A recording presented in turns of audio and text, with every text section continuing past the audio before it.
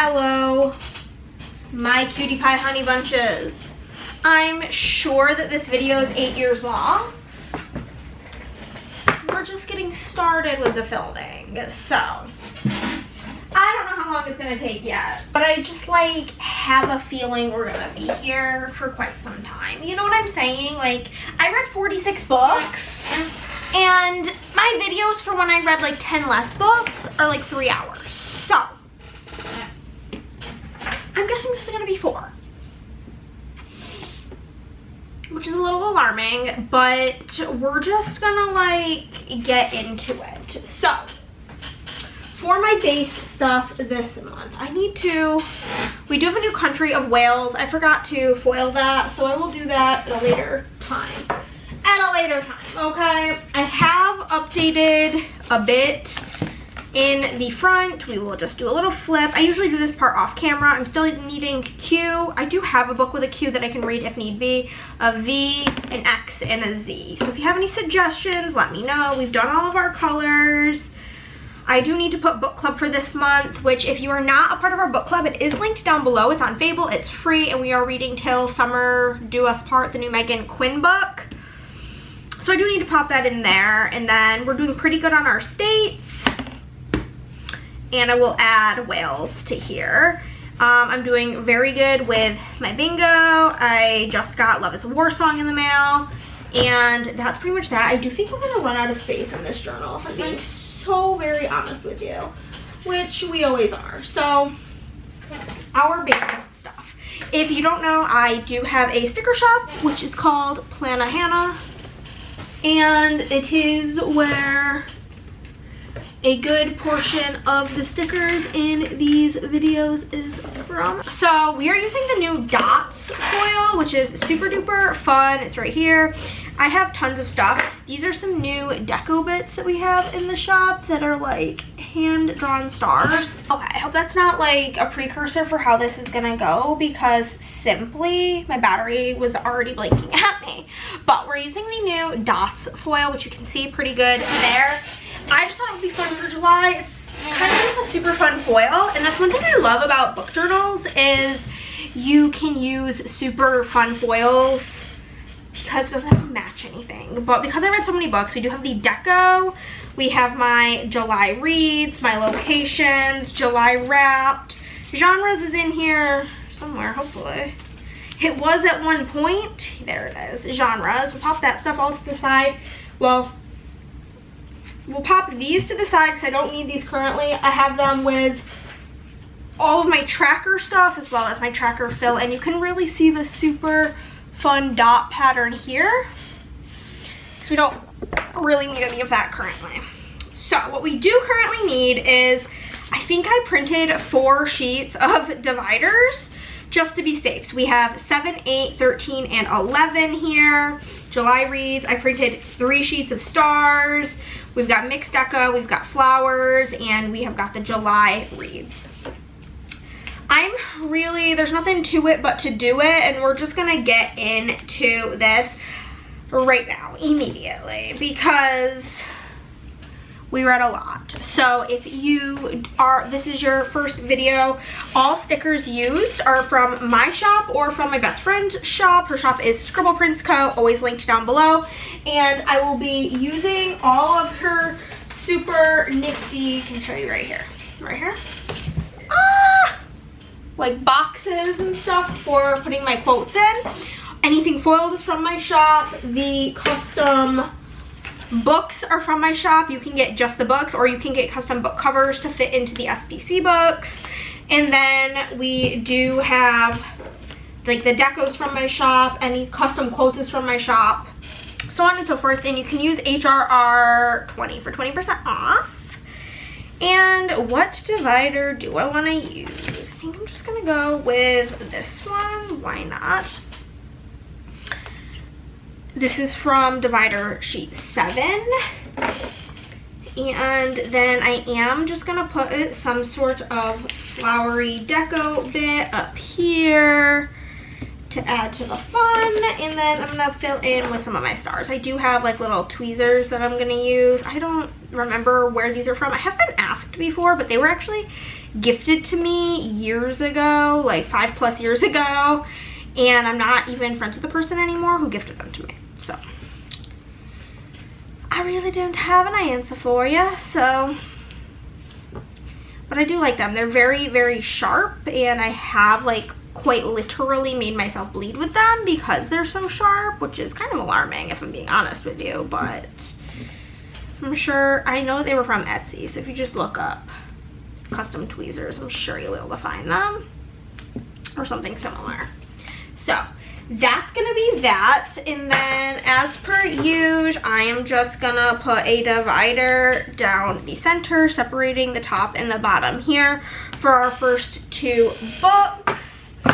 If it's a 5-star book, it gets a full page unless like there's a couple scenarios in which it won't, but the first book that we read this month was Unwind, and that's not going to be in any video.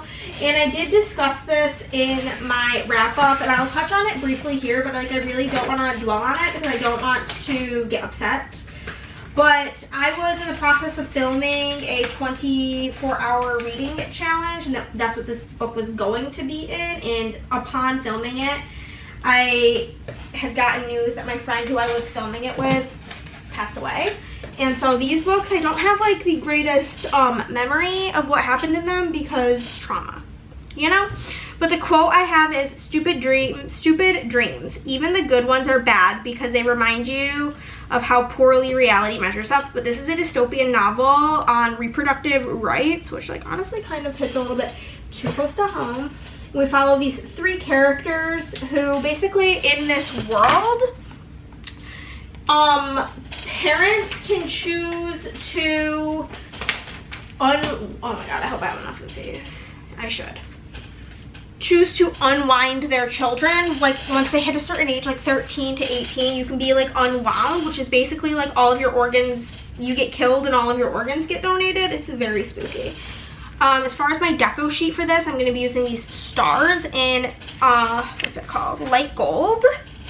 We have our book cover, and for my like little fun art, I do have fan art of our 3 main characters here. So I think we're gonna do one of these.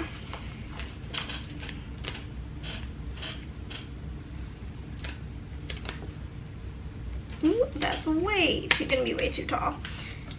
Okay, nope.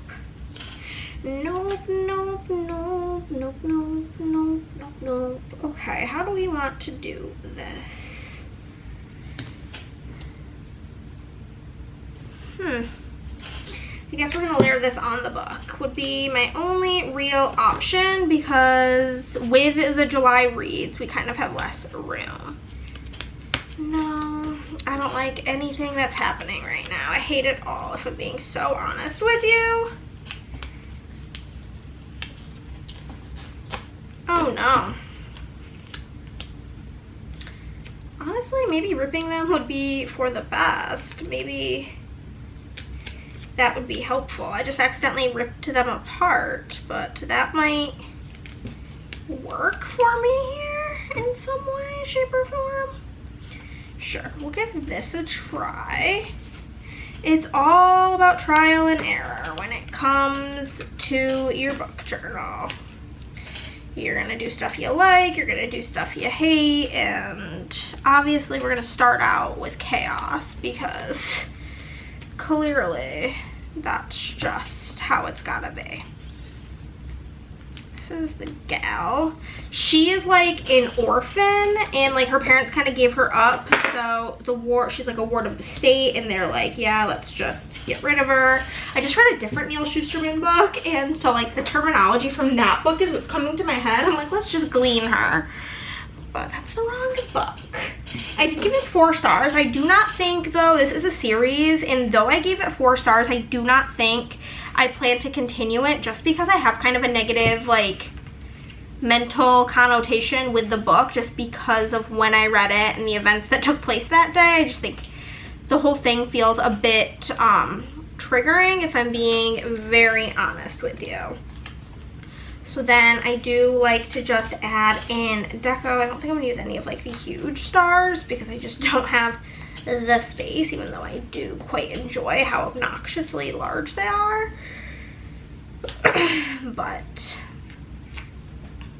we'll just pop in a bunch of these light gold stars throughout here to add a little pizzazzy poo. Put one right over here and then one more at the top, and then I think we're gonna be done with Unwind. Then the next book that I read was Summer in the City by Alex Astor. And I have this quote here, and we used box version. Whenever you guys order custom quotes, they're like nicely on a sheet. They're not like individually done like this. But this is a romance book. This is the other book that I really don't have a ton of memory of because it was like that same day that I read it. And this is like a billionaire romance where she lives in New York City and she's writing a screenplay. I don't like billionaire romance, so I don't think even if I was at top mental shape, I would have tons of memory of it or really care. I gave it 3 stars. This quote says, "The best gift I can give either of us is the freedom to live your life exactly the way you want to. Don't let anyone ever take that from you or away from you." So we're gonna pop that in here.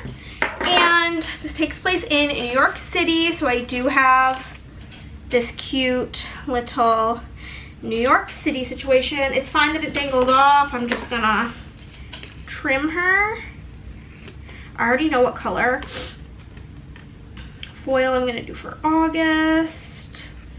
It's gonna be cotton candy, baby, and I'm excited for it. So we've got New York City, and then I do have like a little sold screenplay I thought could be cute.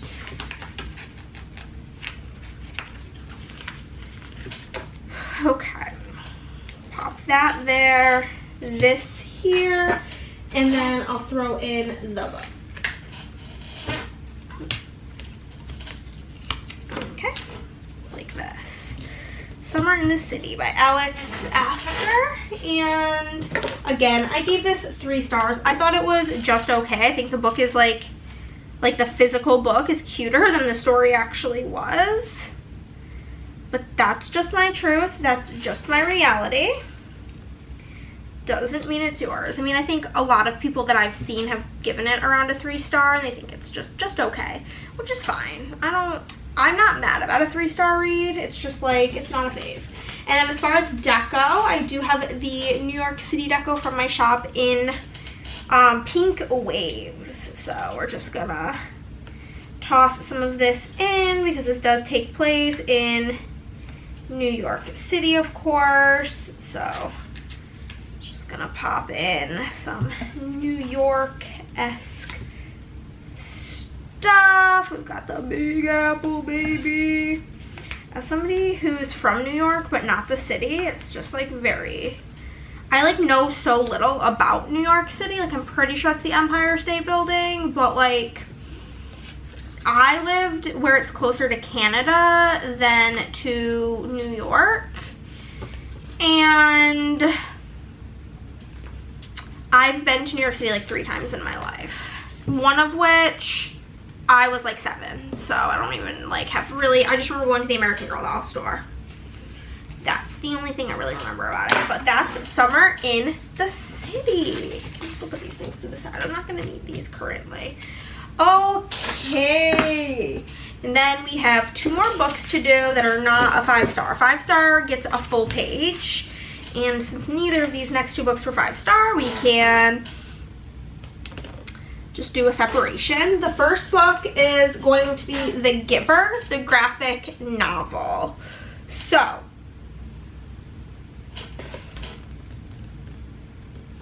yeah. The quote that I have is this, the literal only one that was on Goodreads. It's really tricky when I read a book that has no quotes on Goodreads, and then I'm like really having to scour the internet.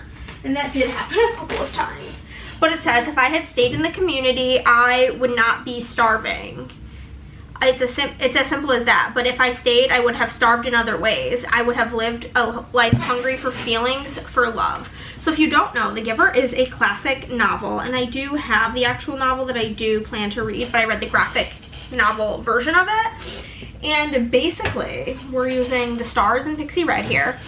In this book, we have our main character, Jonas, and this is a dystopian book, and they live in this dystopian age where everything's kind of decided for you. Like, people don't even have babies. There's just like people whose job it is to birth children. Then there's people whose job it is to take care of, like, you get assigned a role and that's what you're gonna do for society. Everything is black and white. There is no color anymore. And the book starts where Jonas is at the age in which you're given your job and you're going to start training for your job. And prior to this happening, he starts to see the color red in his best friend's hair in an apple. The apple is like the first thing that he sees in red, and then his best friend's hair, and so on and so forth. And then shortly after he starts seeing this color, he gets selected for his job, and he gets this job that nobody's really heard of called The Giver. And the reason it's not really heard of is only one person at a time has the job, and so there's just one old man who has it, and he's ready to be done.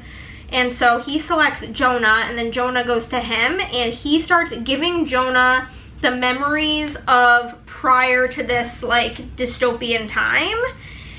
And like he starts with good memories of like Christmas and sledding and happy things, and then he's like, but with that comes horror. And then he starts giving him memories of war and death and loss and just like really horrendous things that have happened in history that they have forgotten because those memories have basically been wiped out. Any extreme feeling has been wiped away. And so now Jonah is training essentially to be the new giver who holds all of history's knowledge and information.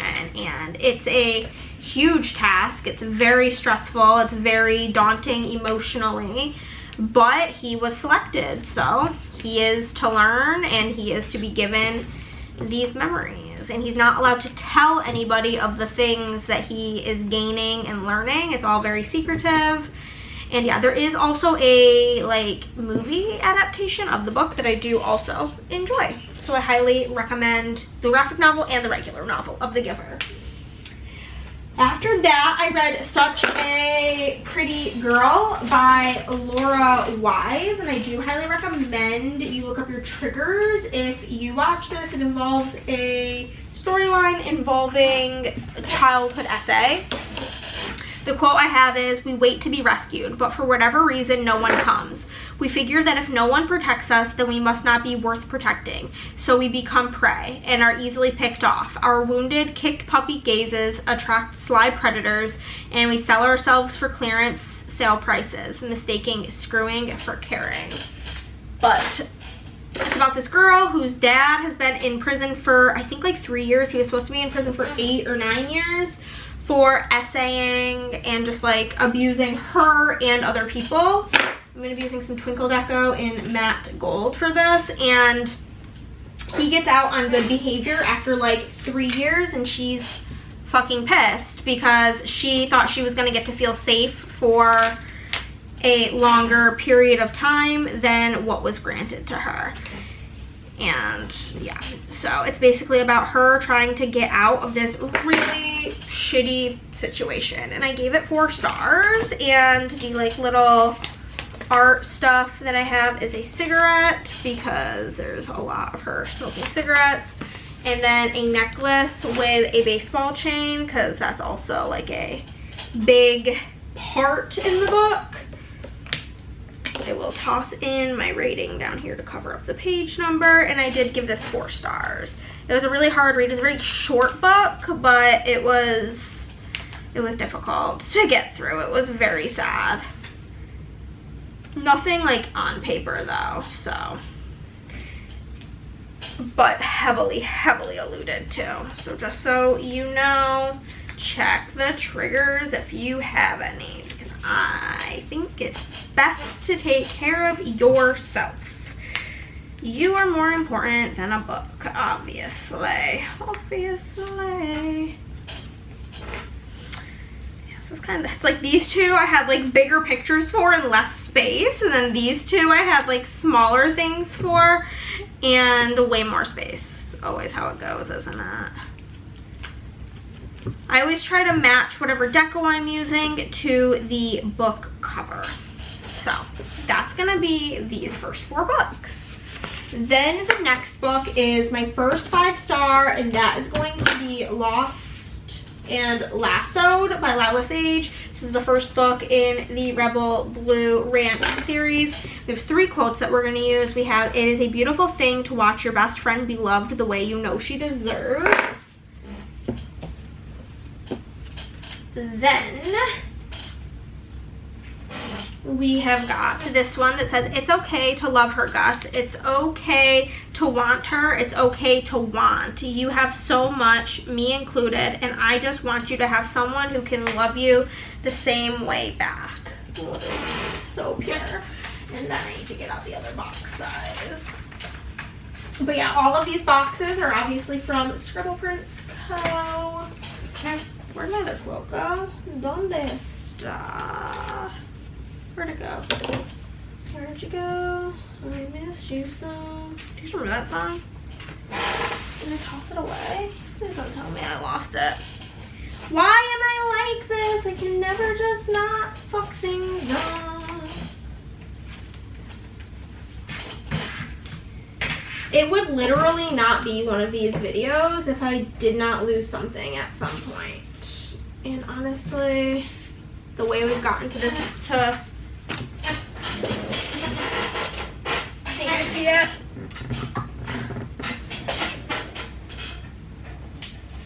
Yeah. Okay. It says, "And Teddy, our lion, might be the only person I know who loves as fiercely as you do." This book is just stellar. It was just so good. I freaking love Teddy. I loved her from book 1. Continue to love her. She's amazing. And yeah, I custom quotes from my shop. When you order, you can tell me what size you want. You gotta give me the measurements. Don't say like this box. No, no, no. Give me the measurements and we'll go from there. So I do have this, like, this was made on Pinterest and I just like copy and pasted it or downloaded it, and here we are. But and then I have Twister, I believe was for this, right? Yeah, and a sewing machine. But this is, like I said, the 3rd book in the Rebel Blue Ranch series. It's about Gus, one of the brothers, and he is a single dad. He and Amma, who we've seen in the other books, have a daughter together. I think her name is Riley, and she's so funny and cute. She's like the type of kid I like in a book. And he has kind of not really been dating and not really taking care of himself really at all. And he needs somebody to help him with Teddy because his sister, who had been helping him, Emmy, she just has like her own life to be living, you know? And so she's like the main character, the main female in the first book. And so he enlists the help of Teddy, and Teddy comes to the rescue, of course. But then they start to maybe realize that instead of being frenemies, they might be better as lovers, baby. Then they do be playing a game of Twister, so we will pop Twister up in here. And I keep a note in my notes app in my phone of like all of the like stuff that I want to print. Like I put Twister, and then the next one is a sewing machine because Teddy, basically she just lost her job, which she was working at a clothing store and the store was being sold, and so she was going to be losing her job, but she also kind of wants to go off on her own and make clothes. So there's like a whole thing about her sewing machine being broken, so simply had to throw in a sewing machine. 5-star read. The first book in the series I gave 4 stars, but I've given the second 2 both 5 stars. And I think it's just overall a 5-star series. And then I do have the cowboy deco from my shop in Gold Wave. So we're gonna toss this in. My camera's about to cut me off. This is the most annoying part of these videos, is my camera cuts me off after like 25-ish minutes. So I have to like stop, start again, stop, start again. So after I finish this book, I'm just gonna preemptively stop it and start up again at the next book. But yeah, I'm a huge fan of this series. This really got me into cowboy romances. I have like a bunch more on my TBR literally because of this series. And I live, laugh, love. Would I date a cowboy in real life? I mean, like, obviously I'm married, but no. Like, the idea of it absolutely does not interest me. Like, I don't want to live on a farm. I don't want to be around horses. Freak me right out. I have no interest in any of it. But in a book, somehow, it just works. It just works. Okay, next up. I think these next 2 books are both 4-star reads. Yeah, we got like a string of 4-star reads actually coming on up. So we're just gonna grab some sort of divider here. We'll go with this one. Does not really matter to me.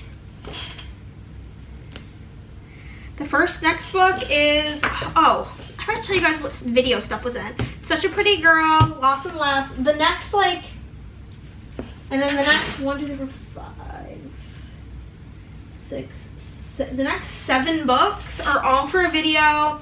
That is the video that came out on this past Tuesday, which was reading what I read in a week as a small business owner. Just so you're aware, but this is The Teacher by Frida McFadden. The quote I have is this one. We'll toss it in the box.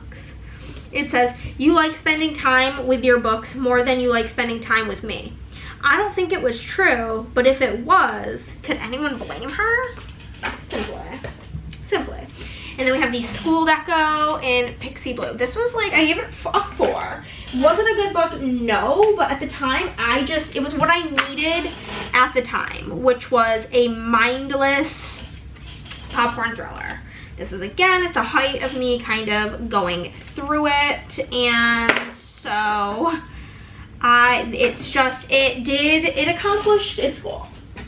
And sometimes that's all we can really ask of a book. I do have good old Edgar Allan Poe to add in here, as well as a pair of Louboutin heels, because the female teacher in this, she'd be loving her heels. But this is basically about a couple, they're both teachers, and there's this girl in the school, Addie, who kind of has this reputation for like possibly having cost a teacher his job because she hooked up with him, ? And it's just a classic Frida thriller. Gave it 4 stars. Actually, I feel like I read kind of just been reading a lot of Frida lately. None of it by like me actually picking it, but whatever. It gets you through. It gets you through the times. I feel like my thoughts on her books are very all over the place. Her newer books that I like refer to it as like the really ugly old books that aren't even that old, but like if you know, you know. There's like a period of time where her covers of her books, like I don't think this is a particularly cute cover, but there's a period of time where they're like exceptionally ugly. And those ones are all kind of like 3-star reads to me. And then this era gives me, I get more 4 stars out of this era of her books. So I'm just gonna throw in some of this dot deco to fill in the spaces, because I didn't print a ton of stuff for this book because it's a thriller. I feel like there's not really, what am I gonna print? Like a bunch of knives or weapons? No. Okay, and then I read Interesting Facts About Space by Emily Austin. By Miss Emily Austin. And I do have a quote here. I will get this out as well. Let me just get some boxes here. The quote is this one. I want to linger here in the in-between, half made in some permanent adolescence forever. I don't ever want to become my full self. This book is about our girly pop who has this like extreme fear of bald men and all of these like irrational like thoughts and fears that she's kind of working through, and she has these like estranged sisters that she never knew that she had, that she's trying to build a relationship with, and it's just really about her and her life and her growing up and becoming her full self, trying to figure out why she's so afraid of like a serious relationship and why she's always calling things off between people, and her sexuality and all sorts of different stuff. And it was a very just like nice novel to read. Like I was cutting wax while I read it. Like I specifically even remember the task that happened while reading it. It really just stands out. And I did give this 4 stars. Quite enjoyed it. She was also obsessed with Dateline to the point that like her therapist was like, girly pop, we need to like chill on the Dateline. We need to not. And then I do have some moon deco from my shop, just in regular like hot gold, to pop in here because space, you know. I thought the moons would work just grand for this book called Interesting Facts About Space. And that was like another thing, is whenever she talked to her, she'd call her mom and just like spout interesting facts about space, baby.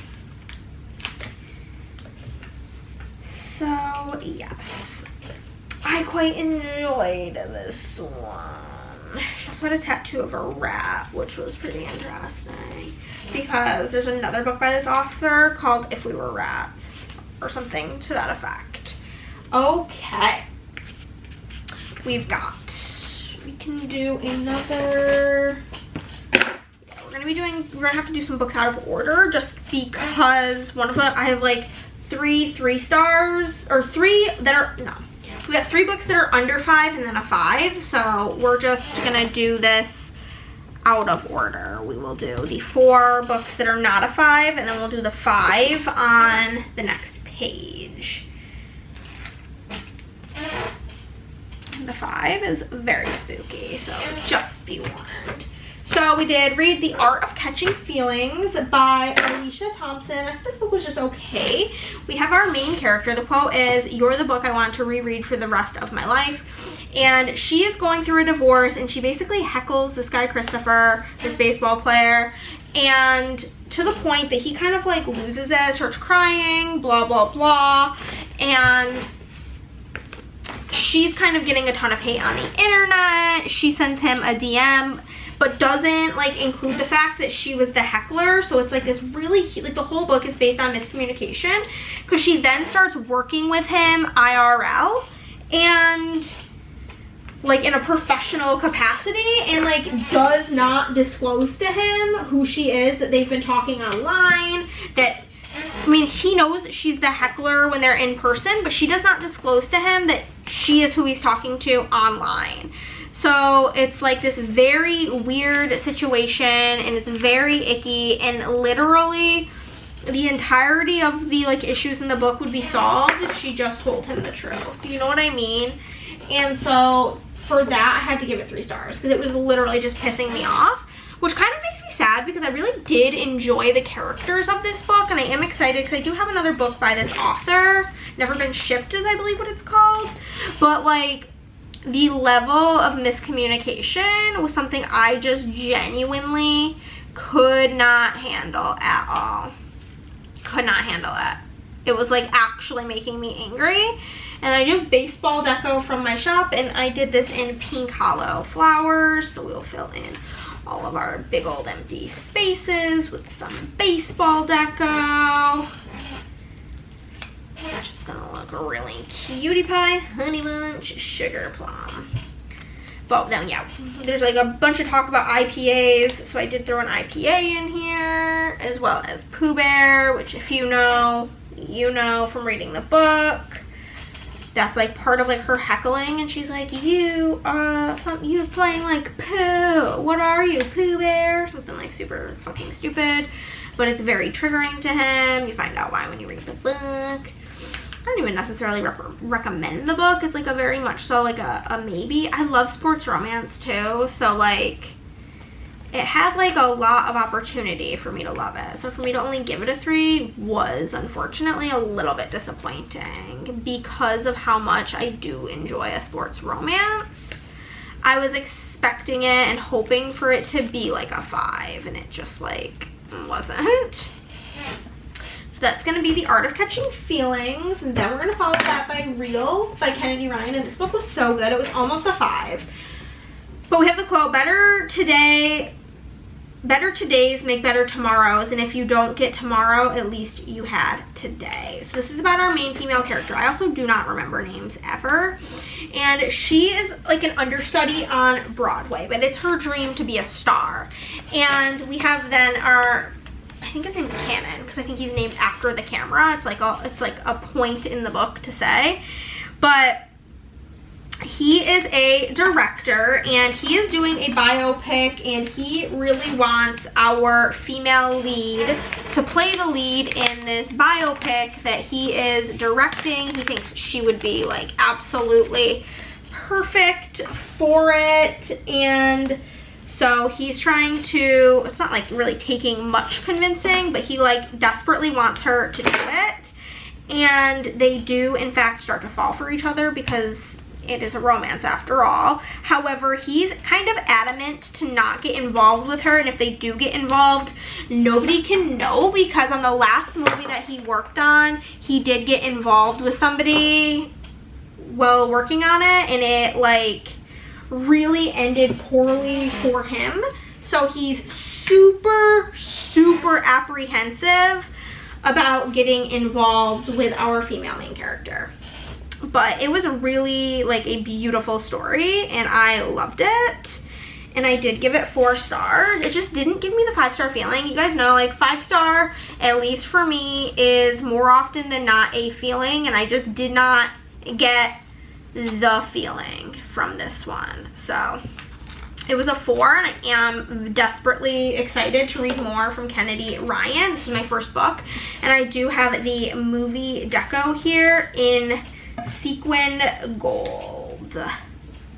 And so we have the Broadway, the male director dude with the camera, and then I have a like woman's, like a black woman's arms holding a Oscar, because it's like a big thing in the book, and it was just such a good one. If you love like that type of premise, like movie making, a director, an actress, Broadway, you probably really enjoy this book.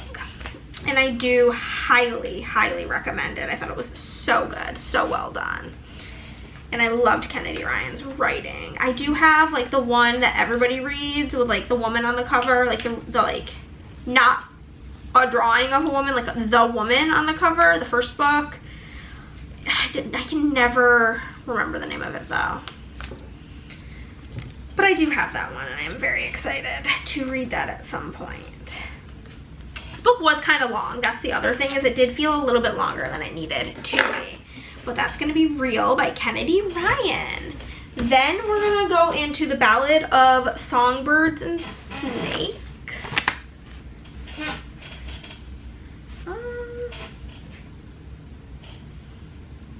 Actually, I think I'm gonna do, just because this space is a little bit smaller, I'm gonna do the Off Limits Rule next, which is a Sarah Adams book. I do love Sarah Adams. Our main female character is a hairdresser, and she's a single mom. The quote I have is, "It's odd how you can know someone for such a short period of time and yet feel like you've always been there with them." But she is a single mom, and she's kind of like not doing well. She decides to move back home and in with her brother. And her brother's kind of sick of seeing her struggling this hard, so he's kind of trying to like include her in things and like his life and his friendships, and he takes her to do a bunch of activities with his friends, like cliff jumping, so on and so forth, to try to break her out of this like rut she's been in. And then she may or may not start to develop feelings for one of her brother's friends. Dun, dun, dun, dun. And I gave it 4 stars. It's not my favorite Sarah Adams, but Sarah Adams can just kind of do no wrong in my eyes. I just overall am like a big fan of her books and her existence. And yeah, I think I only have 3 backlog books left. This is a duology, so like the second book in this like little series, and then I have her like historical one. We have the baby deco in light purple because she is a mother. But yeah, I have, it's like To Con a Gentleman and To Catch a Suitor, I think is like the one that I have not, the other like little series I have not read. I'm not even like overly into the idea of that one, but I own them and I will read them because it's Sarah. But historical romance, I like historical fiction. I do like Kristen Hanna historical fiction, really good. But historical romance just doesn't tend to do it for me because women are treated like such, even more like shit than they currently are in historical books, and I just like, I cannot get behind it. I see no romance in it. So we'll do Ballad of Songbirds and Snakes here. Gotta get out yet another size box. Andrea at SPC has so many different box sizes. It works out great. The quote I have for Ballad of Songbirds and Snakes is, "Nothing you can take from me was ever worth keeping." Again, these books still are all in that books I read in a week as a small business owner. And the book was very much like the movie. Like, if you've seen the movie, then you know. Maybe do something kind of weird. We're just gonna cut this in half like this. Do it like that. I think would look cool. Yeah, I really like that because that's all I have for the Ballad of Songbirds and Snakes is just that from the movie. I did give the Ballad of Songbirds and Snakes 4 stars as well. We will grab the book cover, of course, and I think I'll pop it there. Oh yeah, I love how that's looking. Love it, love it, love it. And we'll put the quote here, the rating down here.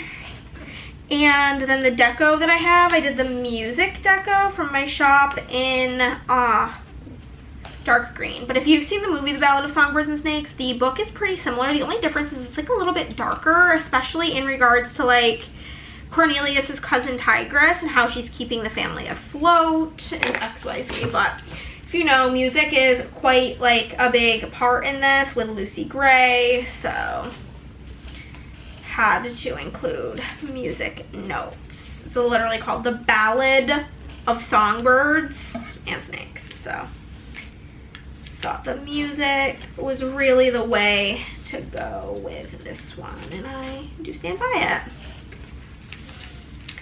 It's not necessarily a book about music, but music is a big part in this story, so it felt relevant to me.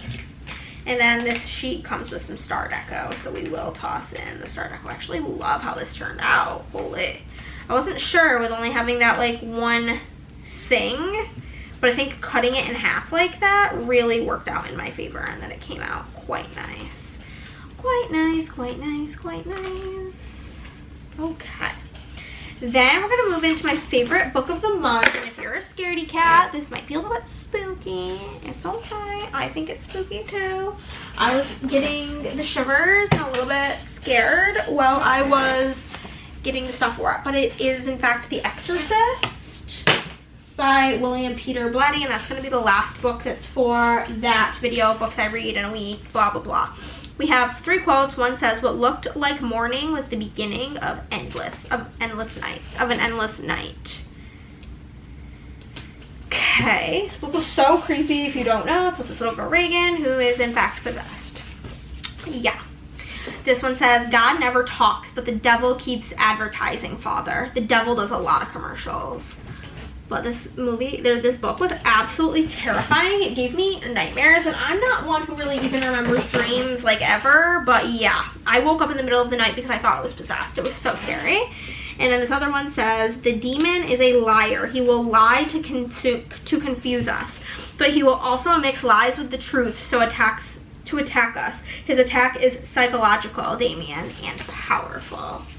And then I have the haunted deco from my shop in Pixie Lime because of the cover of the book that I have. And then I did get like a bunch of pictures from the film, which makes this like extra scary because Reagan in the film is absolutely terrifying. I also have never seen the movie because I actually hate scary movies.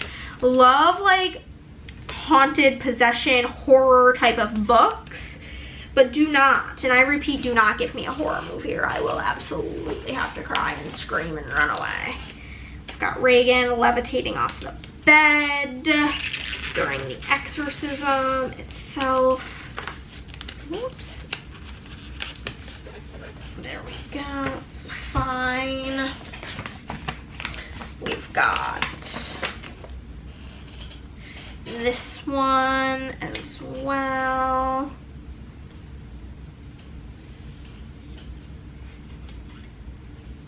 Yeah, baby. And then this one. It's so scary. We'll put our big quote here. It's so spooky. And then we'll pop this quote here. Oh yeah. Oh yeah. Oh yeah, baby. Good shit. This is the cover of the book that I personally have, my copy. So, you know, that's what we're gonna throw in here. And then of course, my 5-star rating. We will pop it. Let's pop it here, I guess. Sure, why not? But oh my god, such a scary book. I want to reread it already. And like, I listened to the audio. I'd love to read it physically as well. It was just so good. So scary. But so good. You know what I'm saying? Live, laugh, love. And then, yeah. She also does use a Ouija board, so I'm for sure gonna put the like Ouija board stickers in there. It's kind of how she like gets the devil inside of her, you know? And I'll do some haunted house looking shit, some spooky ghosts. But yeah, it was just such a good book. Such a good book, such a good book. If you guys read it, what do you think? If you guys know of any other like horror books in the same vein, let me know, because this is my brand of horror. This is my brand of a spooky book, is The Exorcist. Like, that's just straight exactly what I'm looking for in a scary book, is this. So if you have any suggestions, please let me know. Also, Kirsten, if you're watching this, I've been wondering the whole time, is this why you named your daughter Reagan? Is it why? Or is it just a happy accident? Because you are a spooky girl. So I think that's going to be it for The Exorcist. And it looks so good. Okay, we've literally gotten through, what? 4, 5, 6, 7, 8, 9, 10, 11, 12 books in like 40 minutes. That's tragic.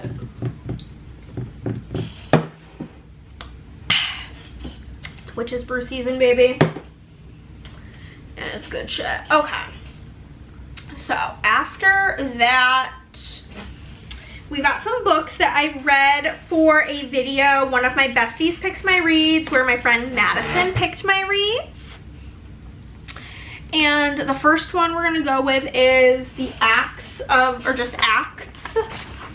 Violet, which this is a very interesting book. It's about this woman, Violet, and she's a magician, and she did a vanishing act at one of her shows and like actually disappeared, and it's been 10 years. And we're getting like the story from the past of what happened there, and Violet's past, and her as a person. Oh, guys, didn't tell me I accidentally just gave this a 4-star. 5 stars. And like, there's a podcast guy who's like interviewing her family, trying to figure out what really happened. Got this mystery deco from my shop in Red Violet. And the quote I have is, when you really don't want to believe something, you'll create a new logic to circumvent the truth. Sometimes Sometimes necessity isn't the mother of invention so much as denial. So it's basically about this woman who disappeared and then her family and them trying to figure out what happened. Only like her sister doesn't really want to be interviewed. She doesn't really want to figure out what happened. Her and Violet did not have the best relationship, you could say. So I do have this deco of like a female magician, and then there's a whole storyline around the 222 angel number. So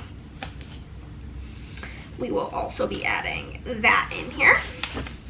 I gave this 3 stars because I did not really like the ending of it very much, but it was very interesting, and it was the type of book where when you're reading it, you just really have no idea at all where it's gonna go. Like, what ending could this possibly have?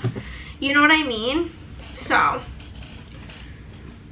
that was kind of my thoughts on it. And again, mystery deco, because it is a mystery. You're trying to figure out what happened to Violet. And that's another thing, is I'm just like not the biggest mystery reader these days. Like, just mystery in general as a genre kind of bores me. I'm more of a horror thriller girly these days. I want somebody to be possessed. I want something spooky to happen. I want there to be an abduction, something horrible. So like, just a mystery on what happened to her sister was just not my favorite thing. Though I do love sister stories, so that was a like positive part, was the aspect of the sisters, because I do enjoy me a sister story, baby. And this has some dot deco, so we will pop this in. This color literally matches the book cover, so freaking good. Amazing, amazing vibes. Also, I desperately want like a super cool special edition of The Exorcist. I could probably look on Etsy maybe, but if you guys know of where to get like a bomb sick ass version of The Exorcist, let me know. I'm also like considering this spooky season to watch the movie and be really brave, but we'll see. We'll see. Oh, I lied. There's also this, I think was supposed to be, yeah, this was supposed to also go in here, this like podcast microphone. We'll pop it in there, and I'll just trim off the edge. Perfect. Next is The Local Woman Missing, which I really did quite enjoy this book. It's about this girl who goes missing, and then she's found all of these years. Her and her mom went missing, and then she's found all of these years later, basically. And it's about her coming back to real life. But it says sometimes being scared makes you do things you didn't know you could do. In the beginning, you're like getting them, kind of, her and this boy in their like, still in the like hands of the abductor. But we're gonna put a forest, because there's a running through the forest scene, and then there's like a big thing with a spoon. So we're also going to just put a spoon in here for sure. And the book cover, I think that's all of the stuff that I have for this book, which, you know, it's not really a lot, but it is my reality. And then I do again have the mystery deco here, and this time it is in matte fuchsia. Put that there literally to cover the frickin' thing, the page number. I really am getting worried that I'm gonna run out of space in this journal. I don't really know what I'm gonna do if that's the case. I mean, obviously I'm gonna have to get another journal. It's either that or put the rest of it in my last year's journal, because that one's quite empty because of the way I journaled last year versus this year. Absolutely love how I'm doing my journal this year. I'm for sure gonna like do it this method again next year. It takes a lot of time and a lot of work because I make my own stickers. If you were doing it this way, it would not take you. Yesterday it took me 5 hours to find the quotes, make all of the stickers, pick out the, like, do all of that. Took so long because I'm having to actually like make it. But if you're just ordering the stuff, it will not take you that long. Maybe like an hour, depending on how much you read. And I'm, not to toot my own horn, I don't think most people are reading this many books. Okay. After that, for reading books my sister picked, for a different Besties Pick My Reads, we've got 2 books on this side. And then we're gonna have a 5-star on this side, so it works out great. Pop this here. I finished reading the Crazy Rich Asians trilogy. We finished out with Rich People Problems, and the quote I have is, "Forgiveness is a gift we give ourselves." I gave this, what's my rating on this one? No, I did not. Let's go back. I gave this one 4 stars. I pop this in here. Perfect. I'm gonna give it 4 stars. I really liked Local Woman Missing. It's my first ever book by this author, and I have like the super nice special edition that my bestie Love Christy got me. Ugh, I miss her so much. I could cry thinking about it right now. We're gonna move on. So with Crazy Rich Asians, I loved, obsessed, loved book 1. So good, 5 stars, amazing, amazing. Book 2, 4 stars, still pretty good. Book 3 for me really felt unnecessary. Like, it just felt like pointless. It's about Nick and Rachel still. We still got them. They're married, blah, blah, blah. They got married in the last book. And now his grandmother is dying, and he's gonna go to Singapore to see her to try to make amends, and everybody's like really curious about her will and who's gonna get Thai Park. And that's literally the point of the whole book, and it's like 500 plus pages where barely anything happens, and it was just kind of boring. So I gave it 3 stars. I'm glad I read it, so I can say like I read the whole trilogy, but I don't really recommend the 3rd book very much. It's like fine. We got Pink Sand Beaches and Money, and then I've got some heart deco from my shop in matte blue, because, you know, there is some romance in this with a bunch of different characters. Astrid has like a really big part in this, and her like getting her like happily ever after, if you're a big Astrid fan, which like if you're not, then get the frick out, because Astrid is my girl. Love her. But yeah, overall it just felt like an unnecessary addition to the story. Like, nobody needed it. At least I didn't. If it's your favorite book in the series, let me know, because I'm sure some people love it, but it's just not me. Then I read this book called Peggy by Rebecca Godfrey and Leslie Jameson. Rebecca passed away while writing the book, based on like the author's note at the end. The quote I have is, "I could see the start of a new world coming into focus. Strange as our dreams and answering to no one. I didn't make that world, but I helped survive it." This is like a historical book about this woman, Peggy, and her life. As pretty much it. It was quite boring. She's going all over the world, from France to Italy, collecting art, proving herself as a woman, the whole 9. And it was just honestly really boring. I gave it 3 stars because I could like see the like appeal to other people. It wasn't necessarily bad. It was just like a little bit boring. I also don't care about art, and there's a lot of talk about art. Her dad died during the Titanic. The Titanic was also not super my thing, but it did have a lot of very also important topics about like racism and discrimination against Jewish people, and so there's a lot of like important talk in the book, so that did lead me to giving it the rating that I did.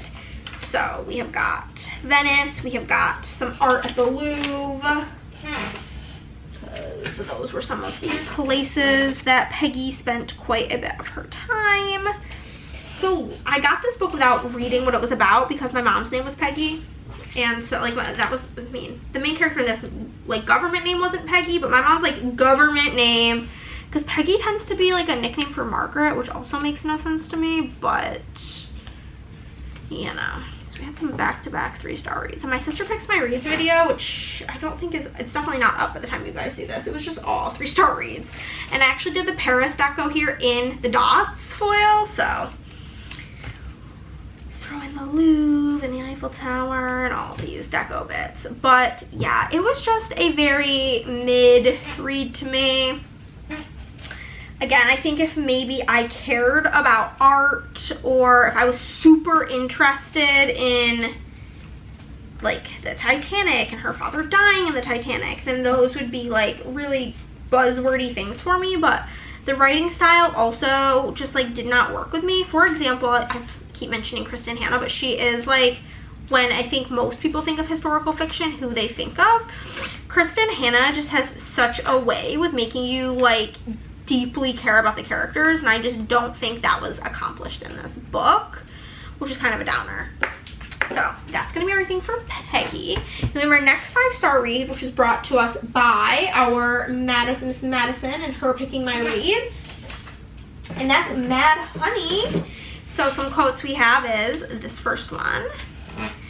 Says, how similar does someone have to be before you remember to see them first as human? But basically this book is of this woman, and she is a bee farmer, and her son is being accused of murdering his girlfriend. And yeah, that's basically like the TLDR. And I did not go into it with much info, but it's like a fiction mystery, and I really liked that combo. We have this next quote. Again, we have 3 quotes because this is a 5-star read, and that's kind of like my go-to, is at least 3 quotes for a 5-star. If you want to understand something, you first need to accept the fact of your own ignorance, and then you need to talk to people who know more than you do. People who have not just thought about the facts, but have lived them. And then we have this bigger quote here. Being a woman has meant being someone who gets talked over in conversations or ignored. Someone who gets judged as a body instead of a sentient soul. Someone who, no matter who you are or what you are doing, always has to be on guard, lest someone else decide that you're going to be his victim. But basically, our main character, the mom, she is a beekeeper, like I said, and she is divorced, and her ex-husband was extremely abusive towards her. And so when her son is getting arrested for allegedly murdering his girlfriend, she's initially like, my son? Absolutely not. But then she's like, well, his dad's very aggressive, and his dad abused me. Is he capable of this? Could he have killed her? I don't know, maybe. So I am gonna also put in this, it's just like a courtroom, because we do get a lot of the like court proceedings of her son in going through his trial, as you do in this type of book. But yeah, there's a lot of talk of like, well, could he have done it? I don't know, maybe he could have, who knows? There's a possibility. So, and you know, just because his father is a horrible, despicable human being, does that mean that he also has those tendencies because he's half of his dad, or not? It's very like thought-provoking in that way, which I personally really enjoy, a book that makes you think about those kind of things. So we'll put that in. This is my second book by this author as well, Jodi Picoult. I have read, the first book I read by her was By Any Other Name, and I loved that book. I gave it 4 stars. And then I read this one, which I gave 5 stars. So I definitely want to read more by this author. If you have any suggestions, please let me know. Please and thank you. My 5-star rating there for Mad Honey. I feel like this book is, as they say, like Marmite, you either love it or hate it, because I feel like I've only seen people who were like, I couldn't get into it, I DNF'd it, or people who were like 5-star read, loved it. And I'm team 5-star read, loved it, I do have to say. And then for my deco, I do have in Violet the bee deco from my shop, so we're just gonna toss in the bees. I've also seen people be like, oh my god, there's just way too much talk about bees, I don't care about bees, dot dot dot dot. I think bees are fascinating. I hate bees. I mean, like, I love bees and what they're like meant to do for the environment, but I'm terrified of them. Like, if I see a bee, I'm the person who's running for the hills, and everybody's like, don't run, they'll sting you. I've never been stung by a bee. So, and that's part of my fear, is like, I don't know, my dad is allergic to bees, and I've never been stung by a bee. So, am I allergic? Who knows? Also, the cost of a hospital bill for an allergic reaction when you don't have health insurance sounds terrifying. And that's just on living in America. So, bees hate to see me coming because I will be running for the hills. But I also, like, whenever I'm like looking at reels or anything and I see like, there's this one lady, she talks like this, very soft voice. It's another great day for saving the bees. Oh, I watch her videos like they're crack. I'm listening to the whole thing of her catching these bees and like moving them, what's the word? Like humanely rehoming them. Fascinating. But I loved Mad Honey. 5 stars. 5 stars, simply. Moving on from Mad Honey, for this is gonna be in Sundays. Okay, this is good. We can do a good old double divide. Double divide, baby. A good old double divider. Okay. So, first things first, this is going to be in Kirsten Picks My Reads video, and it is the book Dead 11 by Jimmy Giuliano. We do have our quote, and this quote says, "No one knew why evil chose the Great Lakes region." But it's basically about this woman whose son dies, and then in his room, she finds written on the floor, Clifford Island, and so she decides to go to Clifford Island, and everything there is just like kind of odd. Like people are watching the O.J. Simpson case on TV every night and like living like it's the early, like this time period, like the 90s.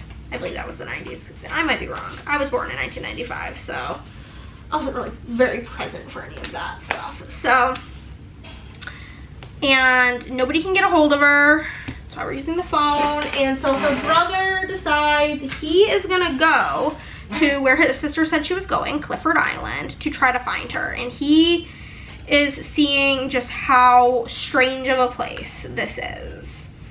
And that's pretty much the premise of the story. I gave it a 3. It was fine. Was not like a favorite of mine, and I'm literally like, it's already out of my head, like the details of it, because it was just kind of boring to me. So it, like when I think about it, like there was like some like creepy things happening, but it just like didn't land super hard with me. We do have the mystery deco here in lemongrass because of the like lime green on the cover. But yeah, basically the sister goes there and she becomes like a teacher at the school, and you learn that like the people who like live in Clifford Island like don't leave, but one of her students does not want to stay. And so they're trying to figure out like how she could maybe possibly leave and XYZ, and it's like a whole situation. But it was just like, okay, it's like the definition of a 3-star for me, like just very much so. It was fine. It's a book that I read, would not really go out of my way to recommend it, would never read it again, but like I'm not mad that I read it, you know what I mean? So it's just where I landed with Dead 11, baby.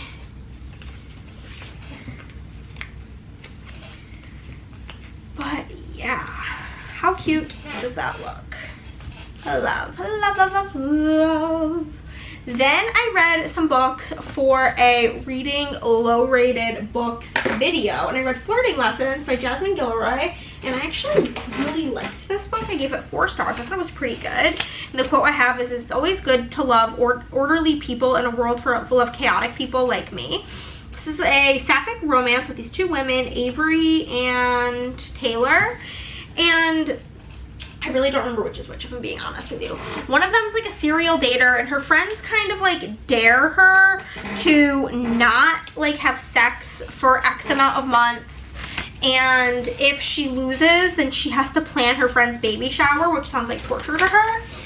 And then she comes across the other girl who, she's bisexual and wants to like really learn how to date women. And so she's like, I will give you flirting lessons. And then through these lessons, they start to fall for each other, of course, because it is a romance. And I just thought it was really sweet, really cute. I liked them together. I liked the story. I had a very fun time with it. And I did give it 4 stars. They do axe throwing, they go to a vineyard, they go to salsa lessons, they do all sorts of like silly dates together. And I thought they were really cute. I gave it 4 stars. It wasn't like a 5-star book for me, but I loved it. I loved the vibes. Then I have the Kisses deco here in the lover color from my shop. Because duh, flirting lessons, we need some kissy kissies all around here and some hearts. Heck yeah, gamer.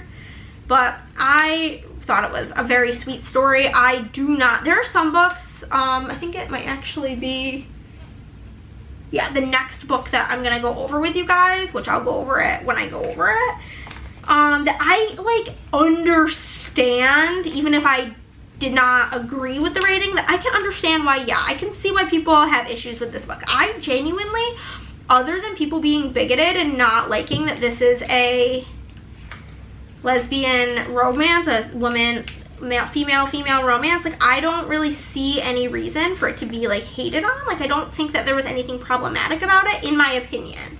If you disagree, that's completely fine as well. But I do tend to notice that a lot of LGBT romances and stuff tend to have lower ratings and like people hating on it for the fact that it's LGBT, which is really unfortunate. Next, for my low-rated books video was Well Played by Jen DeLuca. I love this series. This is like a Renaissance fair romances, and this is book 2, which is like the friend from book 1. Like he works at the bar with her. This is diagonal, but whatever. It says, I wonder if what you're seeing as a cage is obligation instead of love. They can look the same, especially when it comes to family, and it's hard to break free from that. Some people never do. And this is about our main female, and she essentially has, I don't know that she's never had a boyfriend, but that could be the case, but she's had like this summer fling with one of the guys who works at the Ren Fair like every summer, and she actually kind of likes him. So she sends him, while she's drunk, a message, like a DM, being like, oh my god, like I love you, let's like actually date, ooh. And he like replies back, and they start talking about how they should get together. And there's a situation, I don't want to say it because it is very much so a spoiler, something that happens within that I can see people being like, that is deceit and that is lying, that is a relationship based on a lie, and I can't agree with that. So I can understand that, but I just kind of took it for what it is, and it ended happy, so it is what it is to me. I'm going to use the Ren Fair deco in Gold Waves.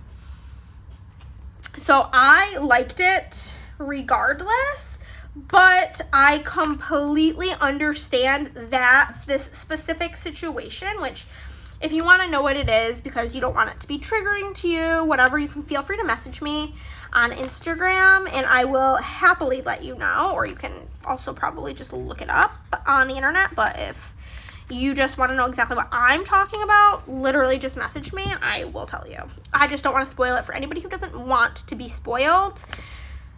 But I can see that being like a deal breaker for the book in general, and people being like, yeah, like I just don't agree. But I am really loving Jen DeLuca in general. I loved her Halloween-ish. I don't know why my camera just stopped recording. It was not like at the time, but whatever. I think it was called Haunted Ever After that I read by this author Halloween time last year, and I read book 3 for this series during this month, so we will get to that as well. I've given every book I've read by her, I've given 4 stars. So I just am a fan. Simply a fan. But, oh, I gotta put in my rating. I gave it 4 stars. Like I said, this one, I understood the bad rating. I got it. I can see where people are coming from. I'm not shocked shocked by the poor rating of this one. So that's just where I stand on that. Then I read the twin also for the low rated books video, and I gave this 3 stars. I didn't think it was that great, and the quote I have is, "My heart sinks as I realize that my twin wants me to lose." This is about this set of twins. They're in high school, and it's kind of like the Parent Trap. Their parents were divorced, and one twin went to live with each parent. And then the mother dies, and so the twin who was living, their names are like Iris and Ivy or something, and so like the twin that had grown up with the mother moves in with the other twin and the father. And she's like, they have like, the twin who lived with the mom has really long hair. She cuts it to match her twins. And she tries to take all of her twins' friends, and then her twin sister is like on the swim team. She tries to like take her spot on the swim team, and is like basically trying to sabotage her at every second that she gets. And obviously some other stuff happens because it is a thriller. But Natasha Preston, I have 1 5-star from her, and then a 2-star and a 3-star, I think. She's a very mixed feelings author for me. Her books are very quick, very easy. We've got the thriller deco here in Midnight. We'll throw this, or the mystery thriller deco. We'll throw this all in here. But yeah, her endings tend to be really fucking stupid, if I do say so myself. Like, the book, I read The Cellar by her, and oh my god, that book had the opportunity to be a 5-star all-time favorite book. It was so entertaining, so creepy, so like heart in your throat, anxiety provoking, and then the ending was so beyond bad that I gave it 2 stars. Like, that's how you know. When it goes from like 5-star to 2-star because of the ending, that's bad. That's really bad if you ask me. Just saying. But yeah, so this one, I understand the bad rating because the ending was not good. It just wasn't. And that's the twin. Moving on. Bunch more 3 or 4-star reads. I think I'm gonna do these a little bit out of order so I can do both of the romances on one page and use the heart. Just because I think that's cute, you know? And it's my journal, so I'm the boss, you know? So on this side, we're gonna do The Reckoning of Roku, which is book 5 in the Avatar Chronicles, which if you're not an Avatar The Last Airbender fan, I do not recommend these books because you do kind of need to understand Avatar The Last Airbender to really enjoy these books. But I am a huge fan of Avatar The Last Airbender. I loved the first 2 books. They were about Avatar Kyoshi. I don't understand the order in which they're doing these books because it was the Kyoshi books, then the Young Chen books, and then the Roku books. But like, it's like Aang is the current Avatar, then prior to him was Roku, prior to Roku was Kyoshi,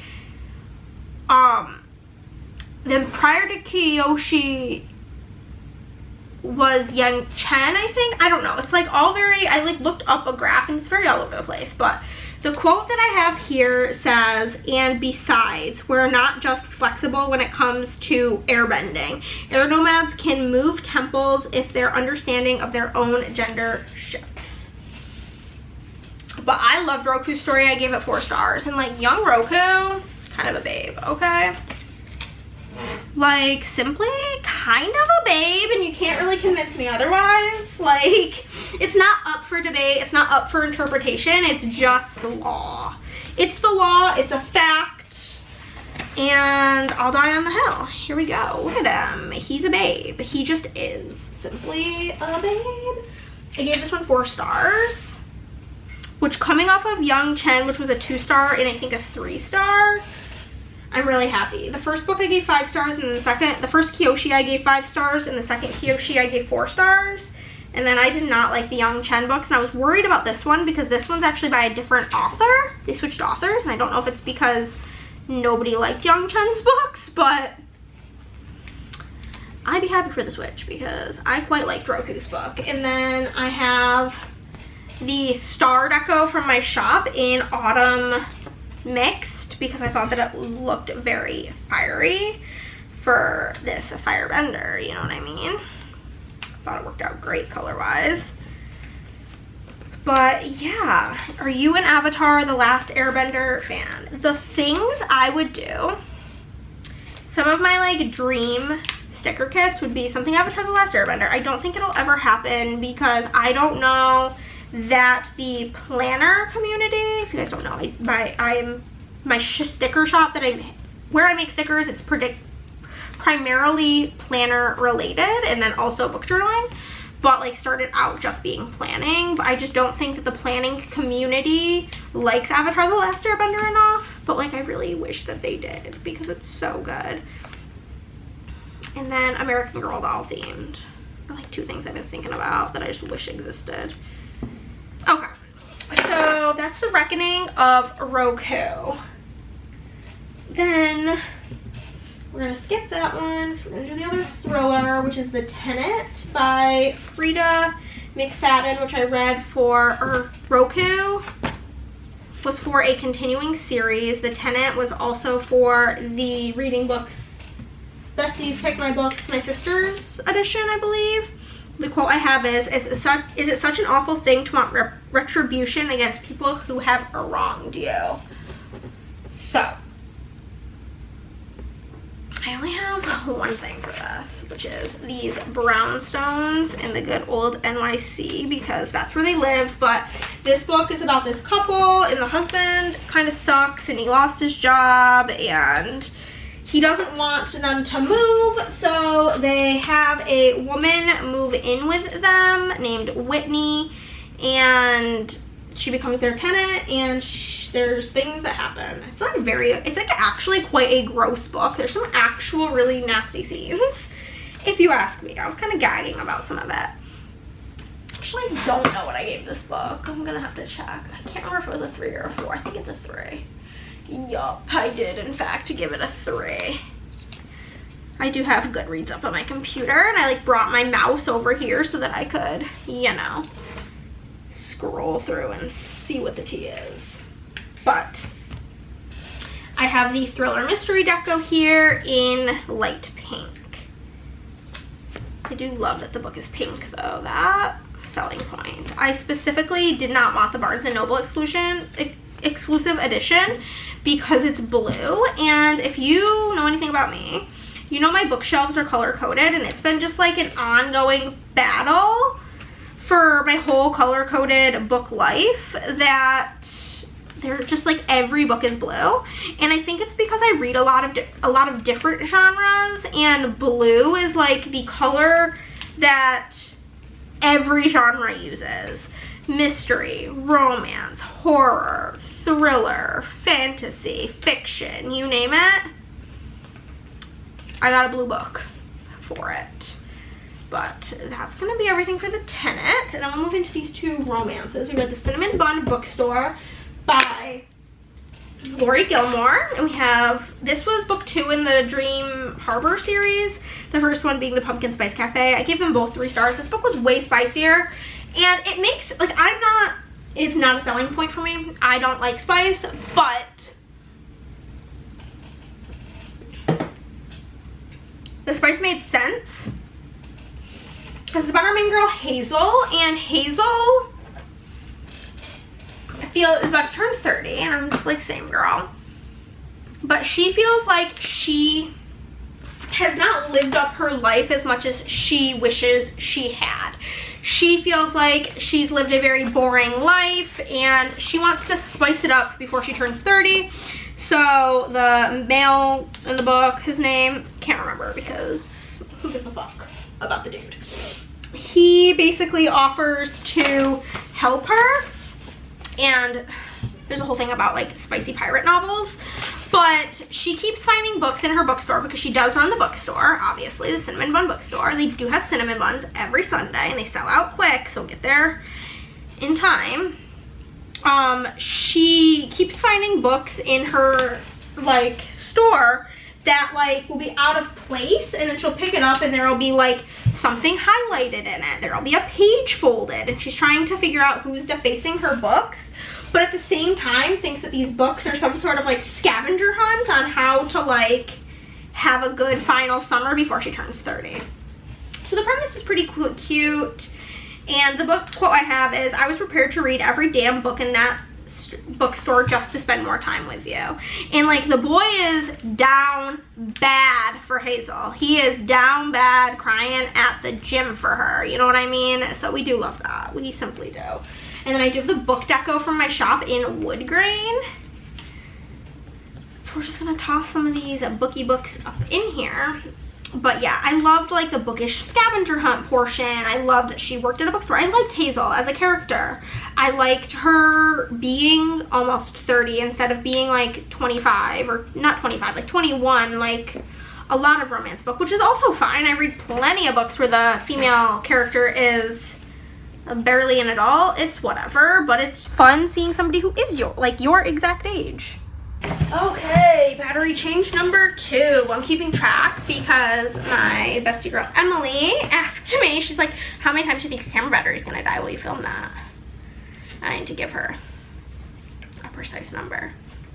I'm excited to eat lunch after this. I ate like a muffin for breakfast. My husband insisted on getting these like apple cinnamon muffins this week, and I like got my way last week with lemon poppy seed, but like, I did not like it. I did not like the muffin, so I didn't even finish it. And I'm drinking an Alani, so I'm about to like fly to the moon off the caffeine. So then I read Runaway Love by Melanie Harlow, which is the first book in in a series. It's the start of a series. What is it called? The Cherry Tree Harbor. Dream Harbor, Cherry Tree Harbor. I actually really liked it. It involved a runaway bride, which is a trope that I do tend to like. But we have our main female character, and she is gonna be marrying this like rich bazillionaire. The quote I have is, "You want the kind of guy who works hard for everything he's got. That way it means more when they treat you, and they know how to treat you." But she is essentially, she used to be like a rockette, and that's how her and her like fiance met, and he made her quit her job because it wasn't professional enough for his like hoity-toity family, and that he had money to provide for her, so she didn't even need a job. So now she's fully reliant on him, and they're getting ready to get married, and she's like getting ready for her wedding, and she gets a text from him, and it is a text meant for someone else, and it is a sext meant for someone else, in fact. And so she simply is like, yeah, you texted the wrong person, bye. And she in that moment becomes a runaway bride, as she should, because like, what the fuck. I found that as like a fan cast of them, simply. And I'll actually lift this. Maybe I'll actually move this down here. Sure. We will toss in our runaway bride and then a runaway love. And so basically they're getting married in this small town. So she just goes kind of to like a diner in her wedding dress and is like, yo, like get me some pancakes, let's go. Where she runs into this girl and they start talking, and she's like, yeah, I don't really know what I'm gonna do with my life. Like, I have like some money on me, but otherwise I have no money, and my husband that I just left is gonna turn off my phone. I'm gonna get kicked out of like the hotel I'm staying at. I have nowhere to go. I don't know if I'll figure it out, but like this sucks. Blah, blah, blah. And the girl's like, well, my brother is looking for I'm using the wedding deco in Shattered Blue, is looking for a nanny for his twins, like you should apply. And she's like, oh my God, yes. So the interview goes horrible. She has no experience with children. She has no experience with anything really involving kids. And so he's like, absolutely not. I'm not entrusting you with my children. You know nothing. But then he sort of gets a soft spot for her and thinks she's kind of cute. There's like a little bit of an age gap. It's nothing crazy that made me uncomfortable, and I don't love an age gap romance, but it was, if I'm remembering correctly, I think there was an age gap. I could also be completely a liar. You never know. But yeah, I quite enjoyed this. I'm very much so looking forward to continuing the series. I have the whole series with like the fun sprayed edges, but I quite enjoyed book 1. So that's those bad boys.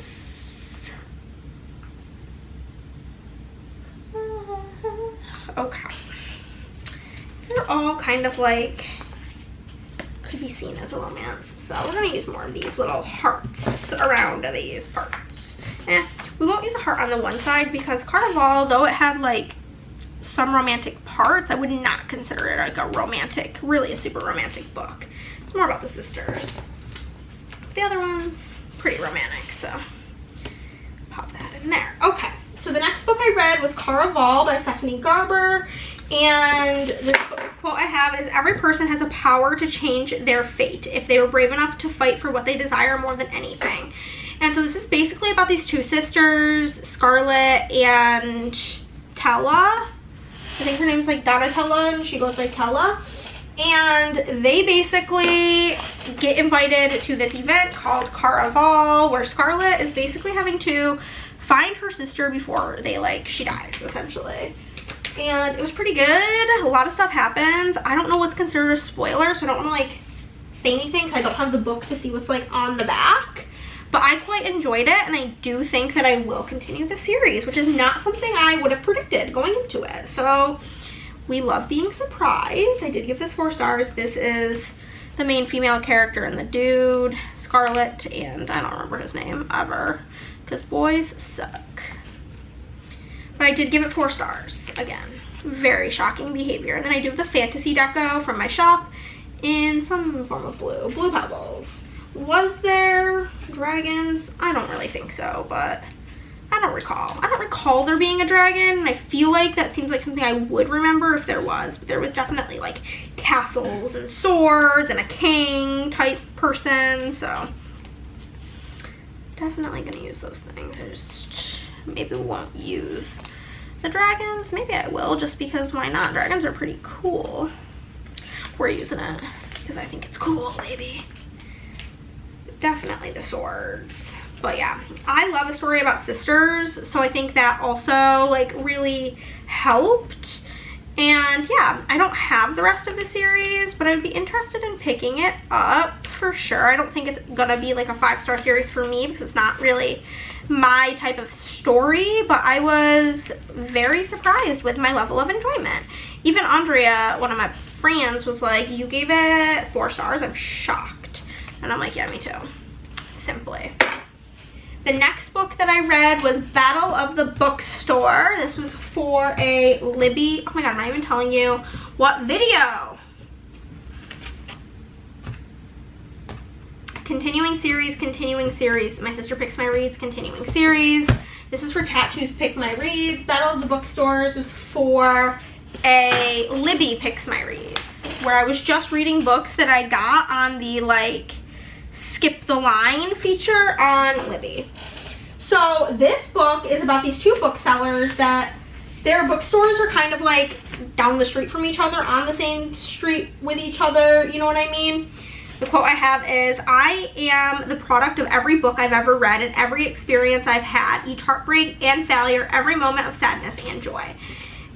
And basically, like, the landlord of the building is kind of like, we do not need 2 bookstores this close together. This is stupid. So you guys have the summer and you're gonna battle it out, and whoever's revenue is higher at the end of the summer, they get to run the one big bookstore. Because I'm like, knock down these walls and make the bookstore and the coffee shop like all combined, and y'all can figure it out from there, is basically what he's saying. And the female main character has a bookstore that's like a literary fiction like type of bookstore, and the male character has a romance bookstore. And so they super disagree on like what good literature is, and so they're battling it out, and then they think, well, you know, maybe we should just like work together and prove that together we'd make it worthwhile to keep us both, and we could be like co-managers. And it was really cute, and I gave it 4 stars. I quite enjoyed it. It was fun. I love a book about books, so you had me there. And then I do have the book deco here in Pixie Magenta. for sure. This is by Allie Brady. I've never read anything by her before. I don't know that she has other books. I'll have to do some research into that. And obviously we have like a really cute bookstore. Oh, yes. And then I have some tortoise glasses. Cause like he has glasses and it's like a thing in the book. Okay, so we will pop those in. Like I knew I had something else to pop in here. Ah, that's upside down. It would have been fine if I left it upside down, but if I could fix it, I would prefer it right side up. You know what I'm saying? I want to make what I refer to as a chicken tender salad for lunch. It's literally lettuce. I cook some frozen chicken tenders in the oven. The only thing is they take kind of like a while, but whatever. I make some frozen chicken tenders, and then I use that lettuce, the chicken tenders cut up really small, and onion and ranch, and that's the salad, baby. Is it healthy? No, but I don't really ever eat enough protein, and so it gets protein in my system. So we love that for me. Okay. And that's gonna be the Battle of the Bookstore. After that, I read a book, not for a video. It was for like, I was part of this Discord like challenge situation, and one of like the challenges for the weekend was reading books that were like published in July through the years. I was trying to be like helpful to my team, so I like found a book called Give Me a Sign, and I ended up giving it 4 stars and really liked it. And the quote I have is, being deaf is not something that needs to be fixed. But it's about this main character, and she is deaf. However, she's struggled her whole life not feeling like deaf enough to fit in with the deaf community, but not hearing enough to fit in with like the hearing world. And her friends and family, though both her and her brother like have the same like disorder that has caused hearing loss, and her brother's is actually worse than hers. Her family has made no effort to learn ASL. They just want her brother to get a cochlear implant, and they just kind of want her to function as if she's a hearing person. And so do her friends. They like don't make an effort to accommodate her in any way. Like when they're in the car, they blast music super loud and then like have conversations, and she's like, I literally can't hear anything, and I just kind of have to go along with it.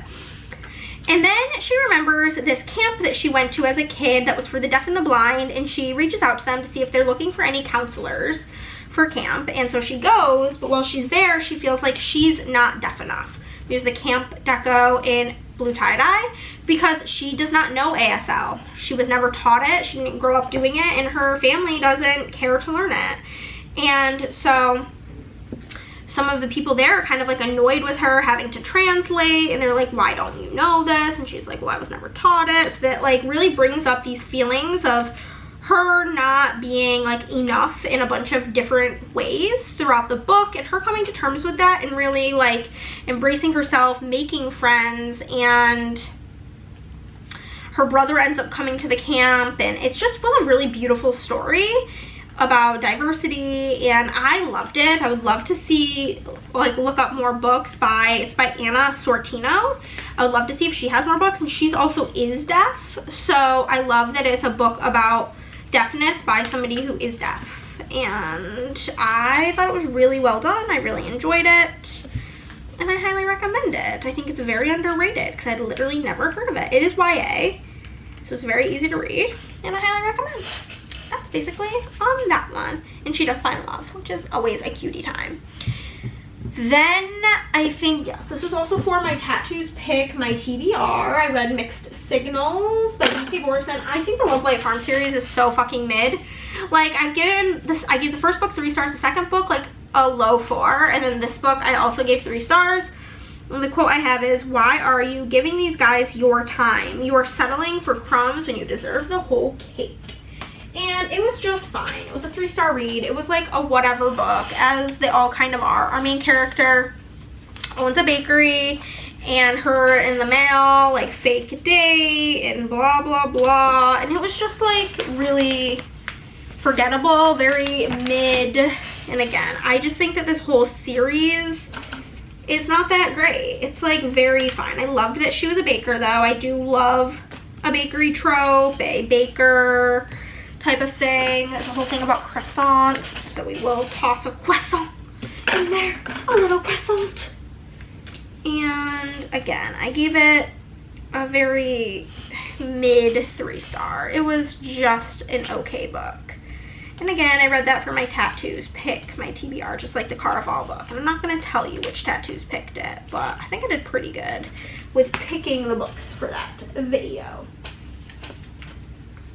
Okay, and then I do have the bakery deco here. Got it in light or in matte gold. So we've got some cupcakes, cinnamon rolls, a whisk, you know, a mixer, all the things. Pie that give bakery. But it was just like, you guys can tell like how much I read this book after I read this book. The amount of details I could give you about that book versus this one just shows like how much more boring it was. I mean, maybe this book was more of a 2 because of how much I like just don't give a shit about it, but I gave it a 3 for whatever reason. Whatever reason, it got a 3.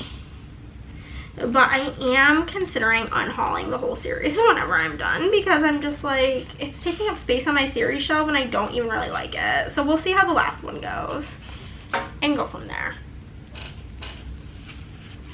Next, I read a book called Those Girls.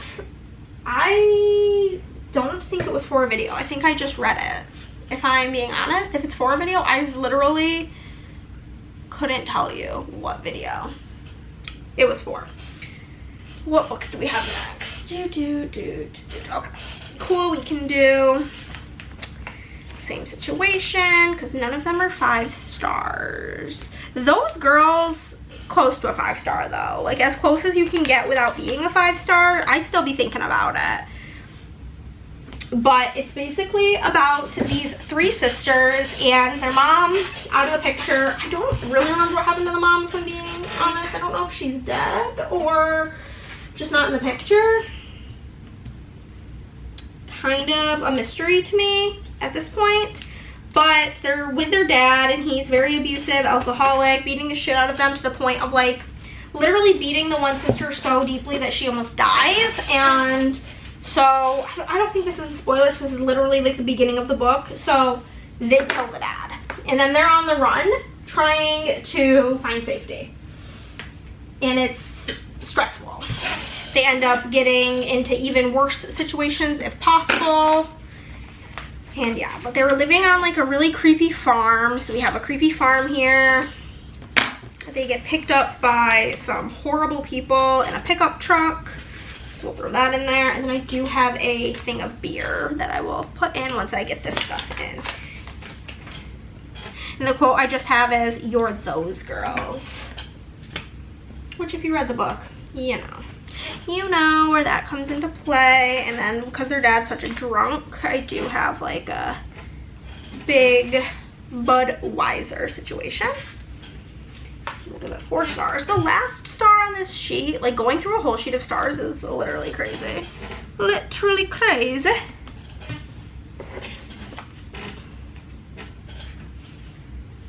Okay, we're making good progress. We really are. I'm proud of us here.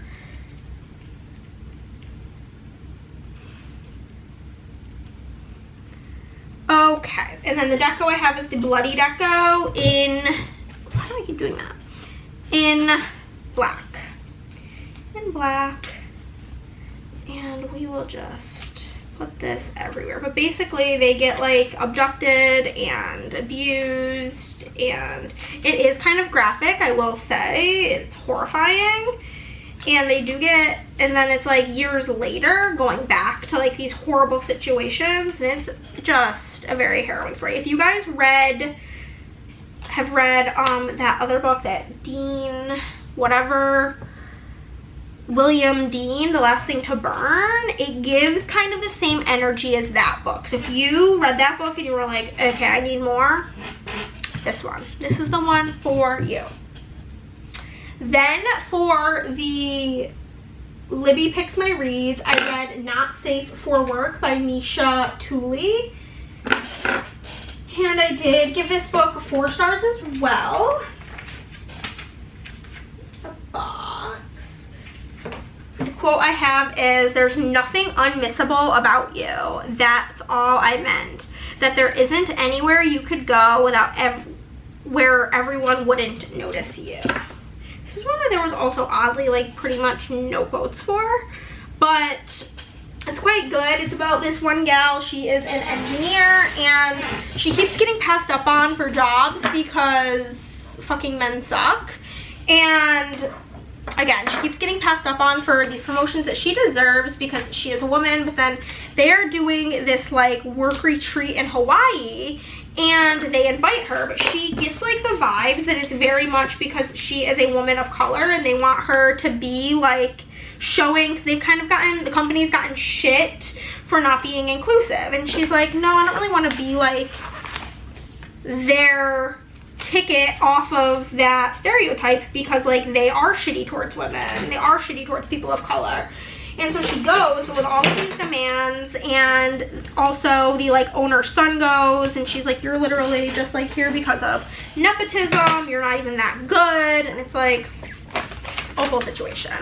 So there's a situation with a male baker, so we got a man with some bread, Hawaii, and then I've got a good old fuck the patriarchy, because that is deeply the vibes of this book. And I will toss in the cover here, not safe for work, and my 4-star rating.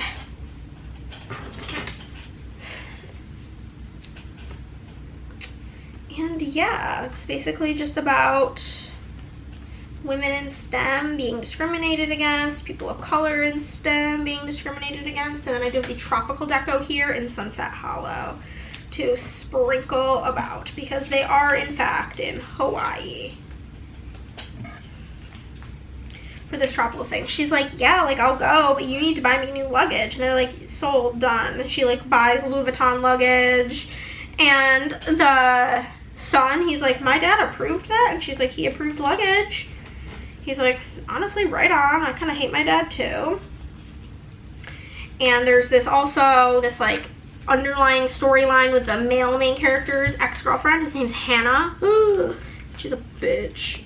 So that was also just funny because my name's Hannah. It made me giggle that she's like the bad guy. His name's Hannah. Okay, so that'll be not safe for work. That was followed by One Golden Summer, which this book took me so damn long to read because I was so busy working that like I just like did not have time for reading physically. And this was my physical read. I did give it 4 stars. I know everybody and their mother thinks that this is like the best book to ever exist. This is not my reality, I'm gonna be honest with you. I did really like it though. The quote I have is, I'm lucky to have so much past and so many memories. It's a gift to age. It's about our Alice and Charlie. And Alice's grandmother just had hip surgery, so she and her grandmother go to this like lake that is very important to Alice because it's where Alice took this photo that essentially changed the trajectory of her entire career. And so she goes there, and there's Charlie. He's like the brother of the male main character. They go to Barry's Bay, that's what it's called. He's like the brother of the main character in Every Summer After. And it's like this whole thing. It's a whole thing. It truly is just a whole thing.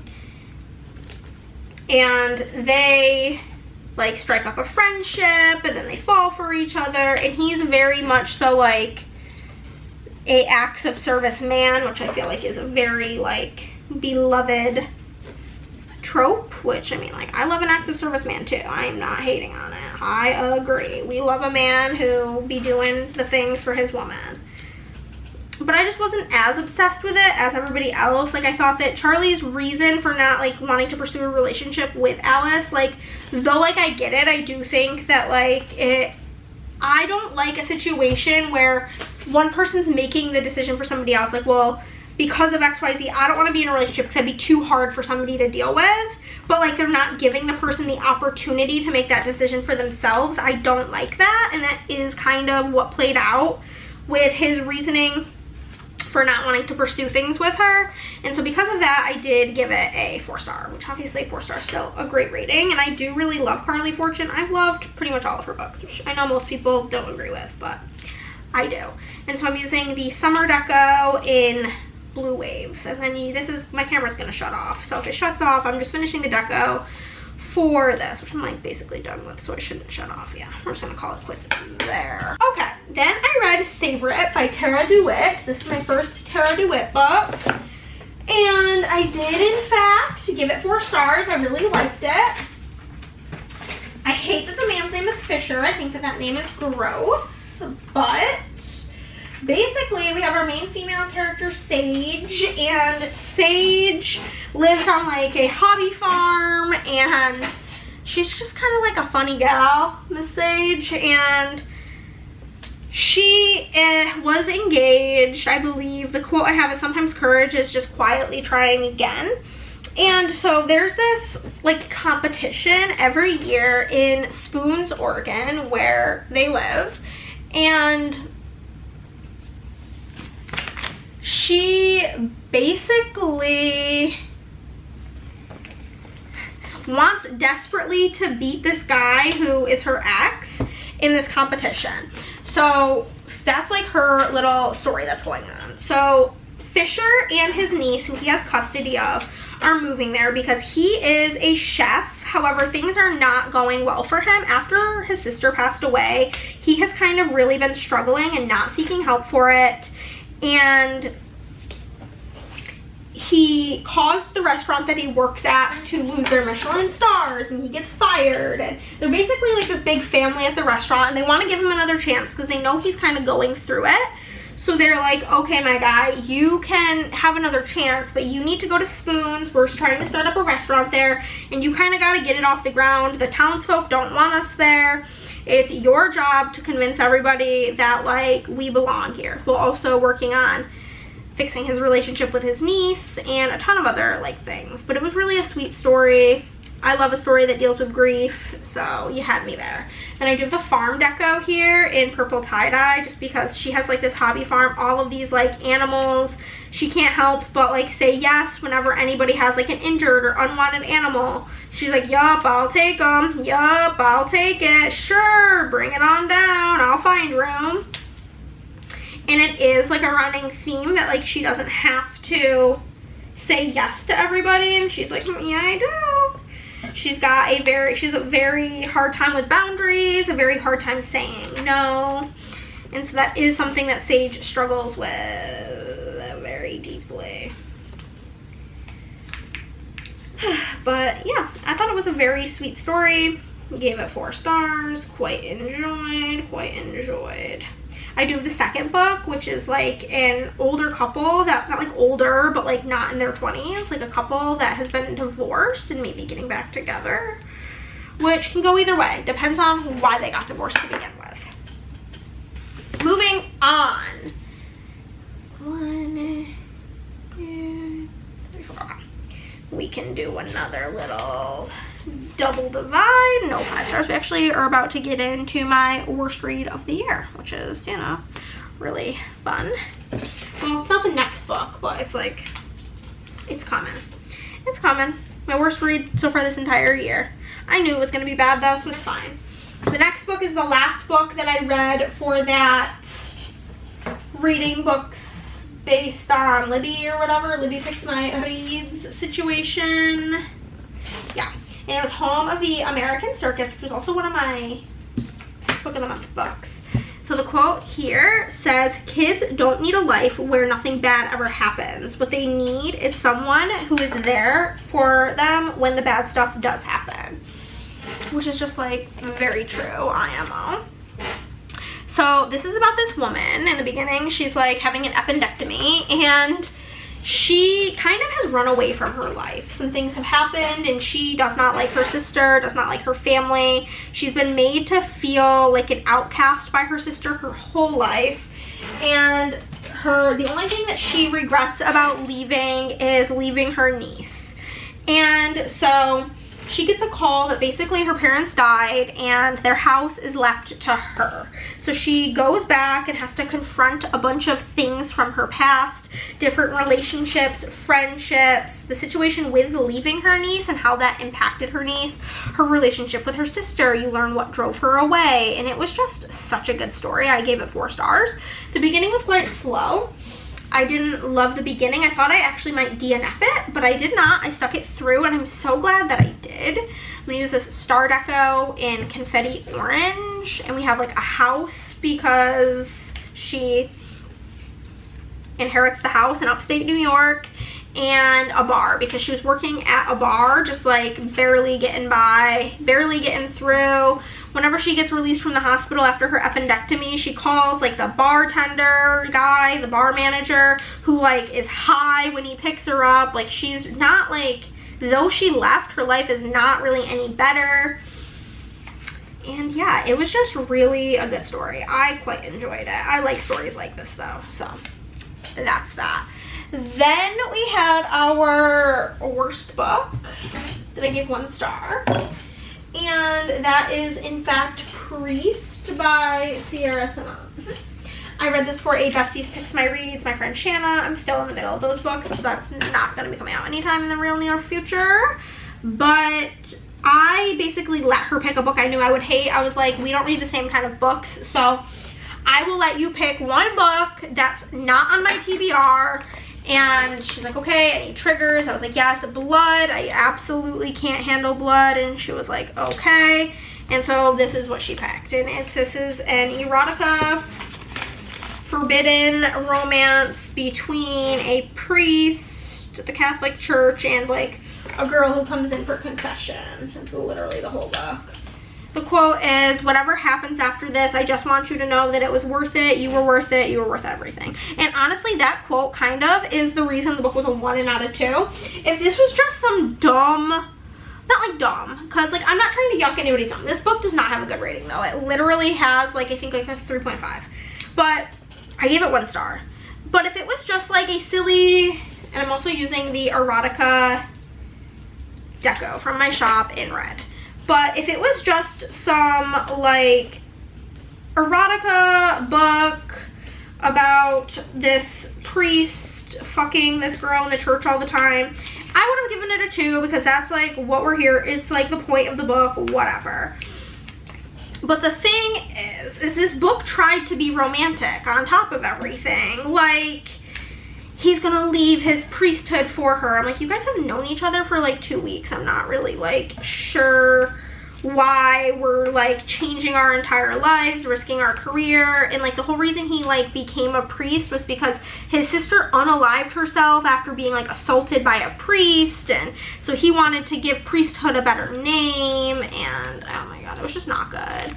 I don't recommend, but I did in fact read it, so that's something I can say I've done.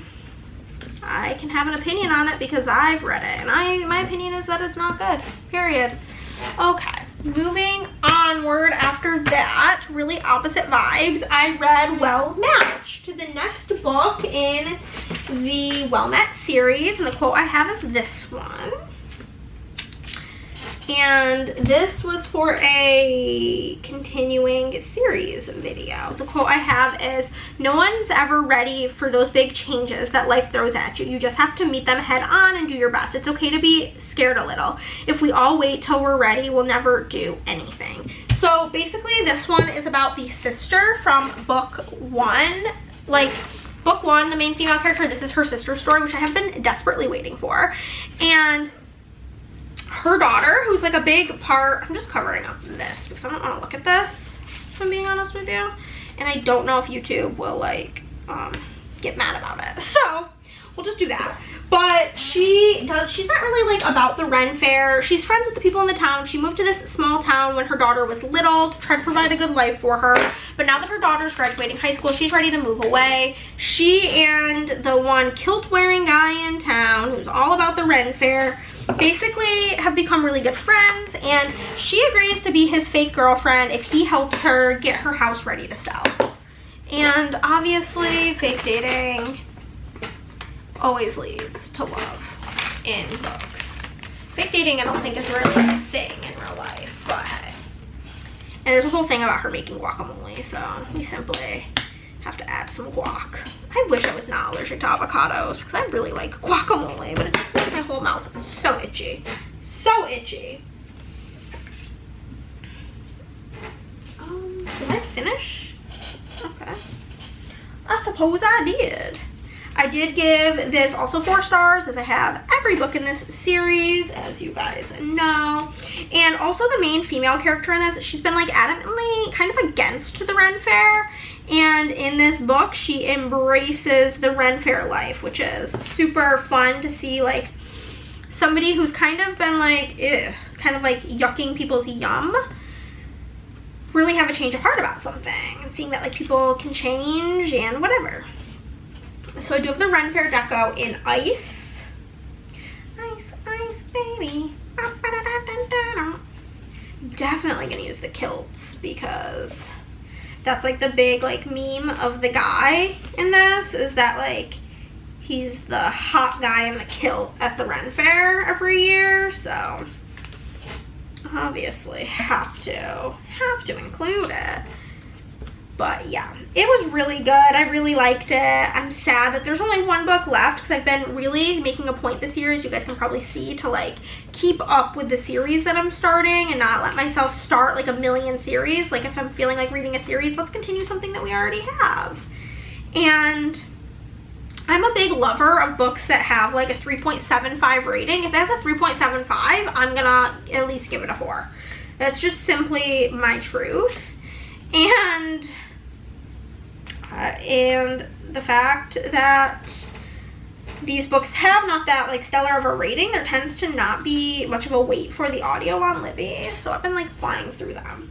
And then also for my video, my friend Shanna's picking my reads, I read my next book, which is Divine Rivals, which this book is classified as YA fantasy, but as reading it, I personally feel like this felt more like historical magical realism.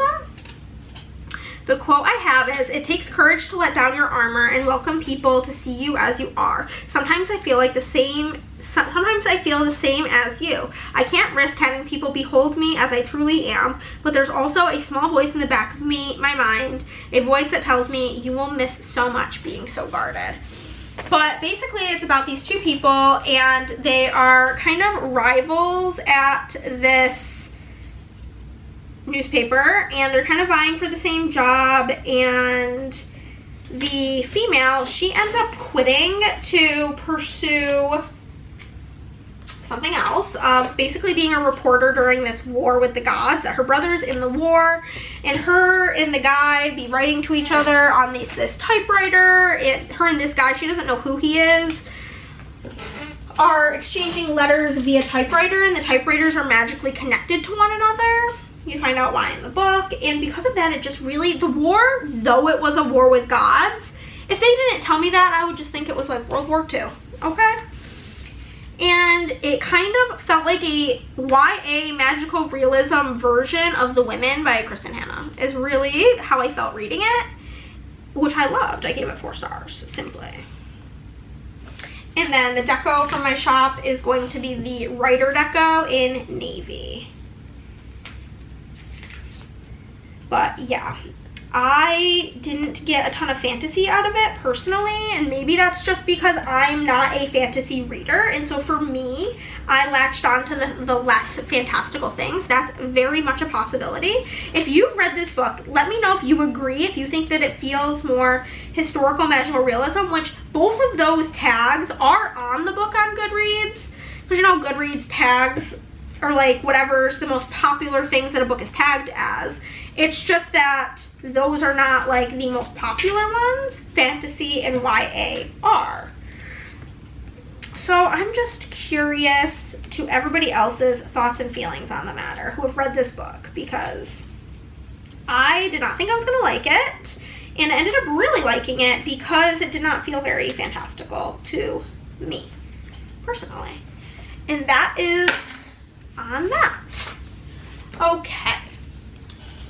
Following that, I think we have a 5-star, we really do, with Life's Too Short by Miss Abby Jimenez. If you know me, you know Abby is one of my faves, and I do actually have 4 quotes for this, which is kind of crazy. Some of them are kind of small though, so that's cool. We've got this one that says, if you spend your life dwelling on the worst possible thing, when it finally happens, you've lived it twice. Which is something I do need to work on because I do tend to be a dweller, I will admit. I can admit it. I can admit that I'm a dweller. Okay, this one says, I don't pretend to be happy, I just refuse to be sad. And then two of them I marked as this size. So this one says, I like living. I have sometimes been wildly, despairingly, acutely miserable, racked with sorrow, but through it all, I still know quite certainly that just to be alive is a grand thing. And then finally we have got, I couldn't narrow it down, I just couldn't. Finally we have got, hate is exhausting. Life is too short to hate. Let it go, and while you're at it, it might help to try to see him as a whole person who isn't all black or white. But basically in this book we have our main female character, and she's living in an apartment. She's a YouTuber, and her next door neighbor is like with his girlfriend, and they're trying to sleep, but they hear a baby crying, so he's like, oh my god, what's going on? So he goes and essentially knocks on her door and is like, my guy, please be quiet, like we're trying to sleep over here. And she's like, I'm trying to get the baby to stop, she won't stop crying, blah blah blah. And he's like, when did you have a baby? You were for sure not pregnant. And she's like, we basically find out that her sister struggles with addiction, and her sister essentially just dropped the baby off while she was going to go run an errand and never came back for the baby. So she now has custody of her niece, which is its own situation, and her mother passed away of ALS, and that's like a big topic in the book as well. And yeah, so she doesn't want to date, and they like become friends. He's helping her a lot with the baby and her life, and he's really rich. And yeah, it was just like overall really good. I really liked it. This is like really big. I'll just cut around it a little bit. But yeah, so then basically her dad and her sister kind of be using her for her money all the time because she is an influencer. She quit her job and has done nothing but like promote like research for ALS, because her mom and one of her sisters did pass away from the disease, and it's like a cause that she greatly believes in. And the reason she doesn't want to date is because she does think that she has ALS, because she's started to present symptoms, and she doesn't want to like date anybody because she's seen how it like tore her family apart. I have the film deco again in gold waves because she's a YouTuber and she's always filming herself. And so she just kind of wants to live her life for herself. And so yeah, she thinks that she has this, and she's like, there's no cure, blah blah blah. And she's like very upfront with him, and yeah. But basically it's really cute, and he's a cutie pie, and he's very much so, if he wanted to, he would. Acts of service man, helping her take care of this baby that she just got basically handed to her by her sister. Her sister tries to fight for custody for the baby, but like is literally not in a place to take care of the baby, but it's more of like a ploy to like get her sister to give her money. Yeah, so it deals with like a lot of things. It deals with loss, it deals with illness. So if illness is a trigger for you, maybe don't read this. It deals with addiction and how that affects a family. And yeah, oh my god, I might want to like leave space to put the book in. WTF, Hannah. Okay, we're just gonna have to cover that one up simply because I forgot to put the entire book in. But I found this really cute fan art of them with like the baby and like his crotchety chihuahua. Oh my god, there's like a crotchety old chihuahua. It's so funny. But it was just really good. I love Abby Jimenez. She can do no wrong. I will literally kiss the ground she walks on. Period. End of story. Okay, we're gonna do do this out of order again. I read Do Not Disturb by Frida. I don't really remember what video I read this for. This might have been for Goodreads Picks My Reads.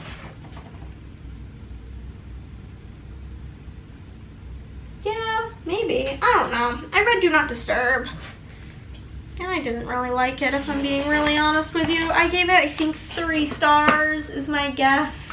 I didn't hate it, but it was just like, whatever. Oh no, I gave it 4 stars. Apparently I really liked it. Oh no, I'm thinking of Brain Damage that I just read recently. This one was actually pretty good. I lied. I am nothing if not a liar. Okay, well, let me grab some box version 5. So the quote I have is, maybe we use up all of our happiness, maybe everybody only gets so much. So this book was actually quite good. It is about this girl, and she murders her husband right at the beginning because he's trying to beat the shit out of her, simply. So like, boy's gotta go. And so she does that, and then she's on the frickin' run, and she goes to this motel, and this motel is creepy. The guy who works there is kind of weird. There's this weird fortune teller lady who like has permanent residence at this creepy roadside motel, and the only reason she stopped is because there's a snowstorm, and she literally can't continue onward. And the fortune teller's like, oh no, you're in grave danger. And the guy who owns the hotel, like his wife, you can see her like looking down in her window at them at all times, and like she's kind of creepy. It's just a very unsettling read. And I actually really liked the ending of this one, so I did end up giving it 4 stars. This is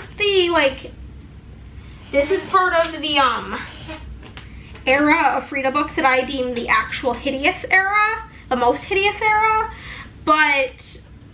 and they're usually like 2-3 star reads. So for this to be a 4 is actually pretty good for this era of her books. I did quite enjoy this one, actually. I did. I think thrillers are kind of hard for me to talk about because I deeply don't want to spoil anything, you know what I mean? But I quite enjoyed. And then I have the mystery deco here in black gold checker. Oh, that looked really nice with this book.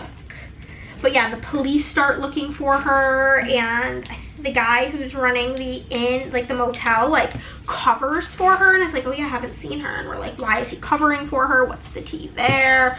What does this psychic mean that like she's in grave danger and that she needs to leave? Like, it's really spooky. It's really spooky. But I enjoyed it. I had a good time with it, and I do in fact recommend this one. So that's always good when we can have a little recommendation of a thriller from me, because if you guys know, I've been really struggling this year with realizing that I don't think I really like mystery thriller as a genre all that much. I think mysteries are boring as shit.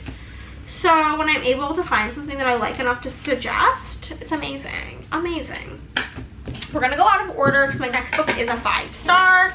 And so we simply have to move on to the book after that, which is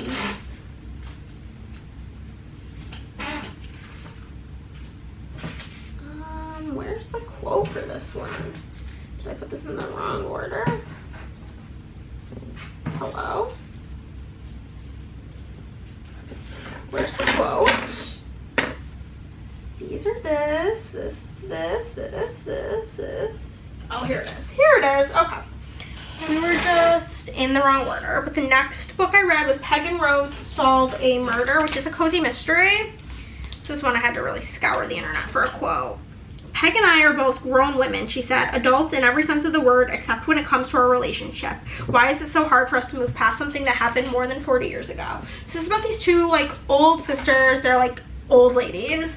And they join like people playing bridge, and then somebody in the bridge group dies, and they're like making it their life mission to figure out what happened, because people are kind of starting to suspect that it could have been Peg and Rose who killed them. And they're like, why would we do that? We literally just joined this bridge club like 3 minutes ago.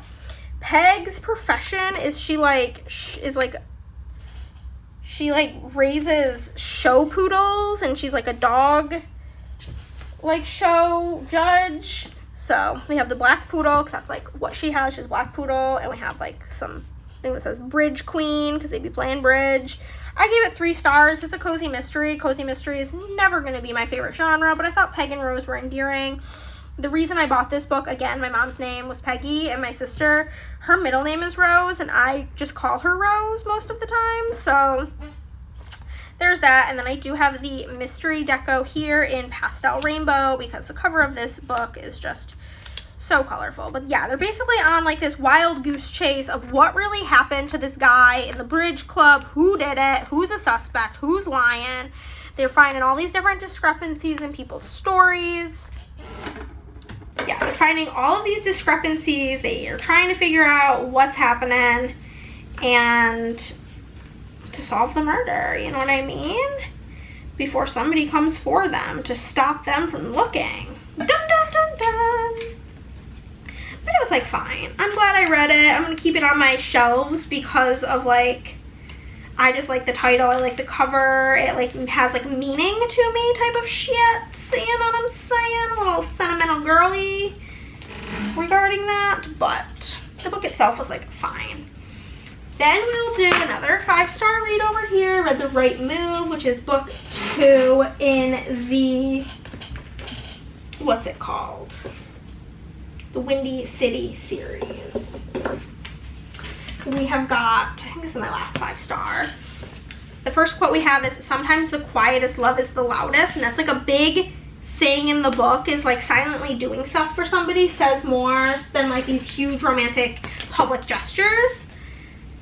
Then we have this quote. It's about, this book's about Indy and Ryan, and her name is Indigo, and he just calls her Blue. You'll see that in the next quote, but the quote says, this one says, how else would you get to live 1,000 lives in the span of only one? The beauty of fiction is that it makes you feel things on a visceral level. You can cry with those characters, laugh with them. It teaches you to look at another's perspective, to have empathy. In nonfiction, you simply learn about something instead of feeling it, because she's a really big reader, which like, duh, we love. And then we've got this one, which says, I haven't seen black and white since the second you walked into my apartment. Now it's pink painted toes, purple clothes, green plants, and those goddamn yellow curtains. He shakes his head, and so much fucking blue. All I see is blue. Translation. All I see is you. And literally, I have goosebumps. It's so good. It's so good. So we got some fan art of them. So basically, Ryan is the brother of our main character in the first book. And, oh my god, he's just such a sweetie pie to our girly pop here in this book. We're going to put the big quote down here. And he is a basketball player, professional, and she is a flight attendant. That's how her and Stevie know each other in book 1. And she is kind of going through it. She just went through a really bad breakup. She has nowhere to live, basically. Like, her and this guy lived together, and she is trying to save money to freeze her eggs because she has a condition where her eggs are like aging very fast, and in order to, you know, possibly have kids one day, she needs to freeze her eggs. So I have this big learn ASL because he, oh my god, this is the definition of the whole quiet love thing. Her dad is deaf, and he, behind her back, learns ASL to ask her dad to marry her without needing translation. Oh my god, my heart, I literally nearly passed away. I nearly passed away. And there's this whole thing that like she loves flowers, but because of her job as a flight attendant, she doesn't get them very often because it feels wasteful because she's not there to water them, but she loves them. And so like he makes it his like mission to always have flowers and to take care of them for her. Oh my god, I love him. I love him. And iced coffee. She'd be an iced coffee girly. It's just so good. It's just so good. I loved it. It's amazing. The series, amazing. Ugh. The Right Move. Perfect, perfect, perfect. And I did, in fact, give it 5 stars, obviously. But just, like, the things he does for her, like, when he starts, like, doing sign language with her dad. He's like, I'm not super good at it yet, but I learned enough to like learn how to, oh my god. Cause she like offered to teach him, and so instead he like FaceTimed her mom to learn behind her back so that he could surprise her. It was so romantic. Anyhow, then we have got the basketball deco from my shop in ice blue. He is a professional basketball player, and he also like finds out about why she like is trying to save money, and it's just all so romantic. And I just loved it, and it was amazing, and it's literally getting me in the feels just thinking about the book. You know what I'm saying? Like, that's how you know it's a good one, is if you're like feeling emotional just thinking about the book. And that is truly how I feel. And everybody's kind of like a hater on book one. I gave book one also 5 stars. It's not like I definitely liked this book better, but like the other one was still 5 stars. You know? Ugh, so good. So good. So good. Okay. Do a little split in half here.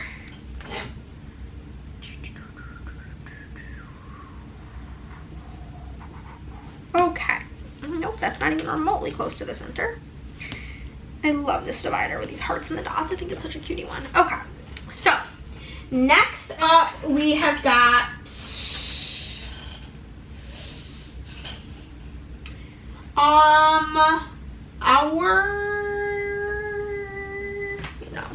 let me see on here what is next. This is like the real order.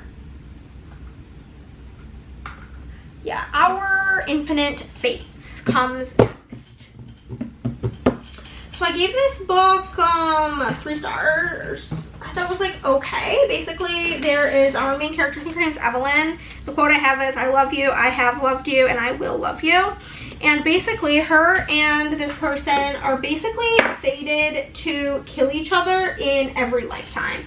They just keep killing each other over and over and over again. And in this current lifetime, she's begging him to let, and she always dies on her 18th birthday, and she is just begging to live past her 18th birthday because in this lifetime her sister is sick and she needs to donate like bone marrow to her, and her sister had an infection, so she was gonna have to wait to donate. And she's like, I can't die and have my mom also lose her. Like, she can't lose us both. And so we're also flipping through all of their different lifetimes, and that actually is what made me give the book a lower rating, is because we're flipping through all of these lifetimes. I never felt really connected to any character in this book ever. Everybody kind of felt like a nothing burger because I was not like spending enough time with them. Like the second I'd start to really be in one of the lifetimes, we would switch to a different one.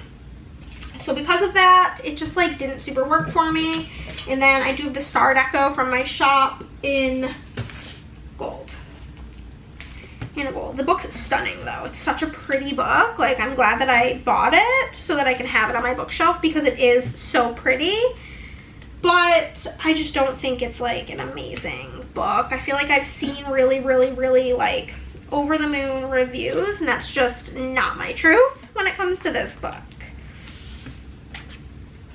It's again a pretty textbook 3-star read for me. But at least with this one, I can super point out why it was 3 stars. Like, I know the exact reason is because I did not feel connected to anybody, and I am somebody who like likes an emotional read, and this I feel like was meant to be emotional, but I just like was not attached to a single thing that was happening. So there was that, and then we have got on the plus side, no, yes, yeah, we'll do that one next. We'll do on the plus side next, which I just read this for fun. Gabby from Gabby Reads read it, and I was like, it's available right now, I'll just read it. And the quote I have is, it's hard when people who know you the best can't see you clearly. This is about our main character, and she's a plus size woman, and she basically, somebody in her life nominates her to be on this show called On the Plus Side, which is kind of like a mixture of what not to wear mixed with Queer Eye, and so they want her to have like a storyline of something she's trying to accomplish while on the show, and she wants to have her art be in this art show. She was going to do it years ago. Like, her grandmother really encouraged her. Her grandmother was also a plus size woman, whereas her mom is a straight size woman who's constantly berating her for being plus sized, or thinking that like she needs to change to have a better life. And so her mom's kind of discouraged her from really doing anything ever, and so she never did the show, and now she desperately wants that to be like her storyline, but the show keeps twisting it into making it be about like this love triangle romance where she's like genuinely not interested in one of the guys, and they're like spinning everything wrong, and the like, she's just such a badass. I think her name's Everly. I freaking love her. She's such a fucking badass. Amazing woman. So, absolutely enjoyed this. I gave it 4 stars. I would love to see more books written by Jenny L. Howe because I thought it was incredible. I loved the way it was written. I loved how she talked about the relationship between and obviously, like, I'm not talking, I would love to hear the opinions of this book from somebody who is in a bigger body and has experienced this, but just I felt like it was handled with such care, her relationship with her mother, and it being difficult. This is the movie deco in Shattered Gold. Okay. We're getting there, guys. We have 3 more books and then my stats. Okay, so next book. The Frederick sisters are living the dream. Okay. Okay. Okay. So this book I gave 3 stars. This is for an upcoming, do not disturb us, for my gifted books video. I remember now.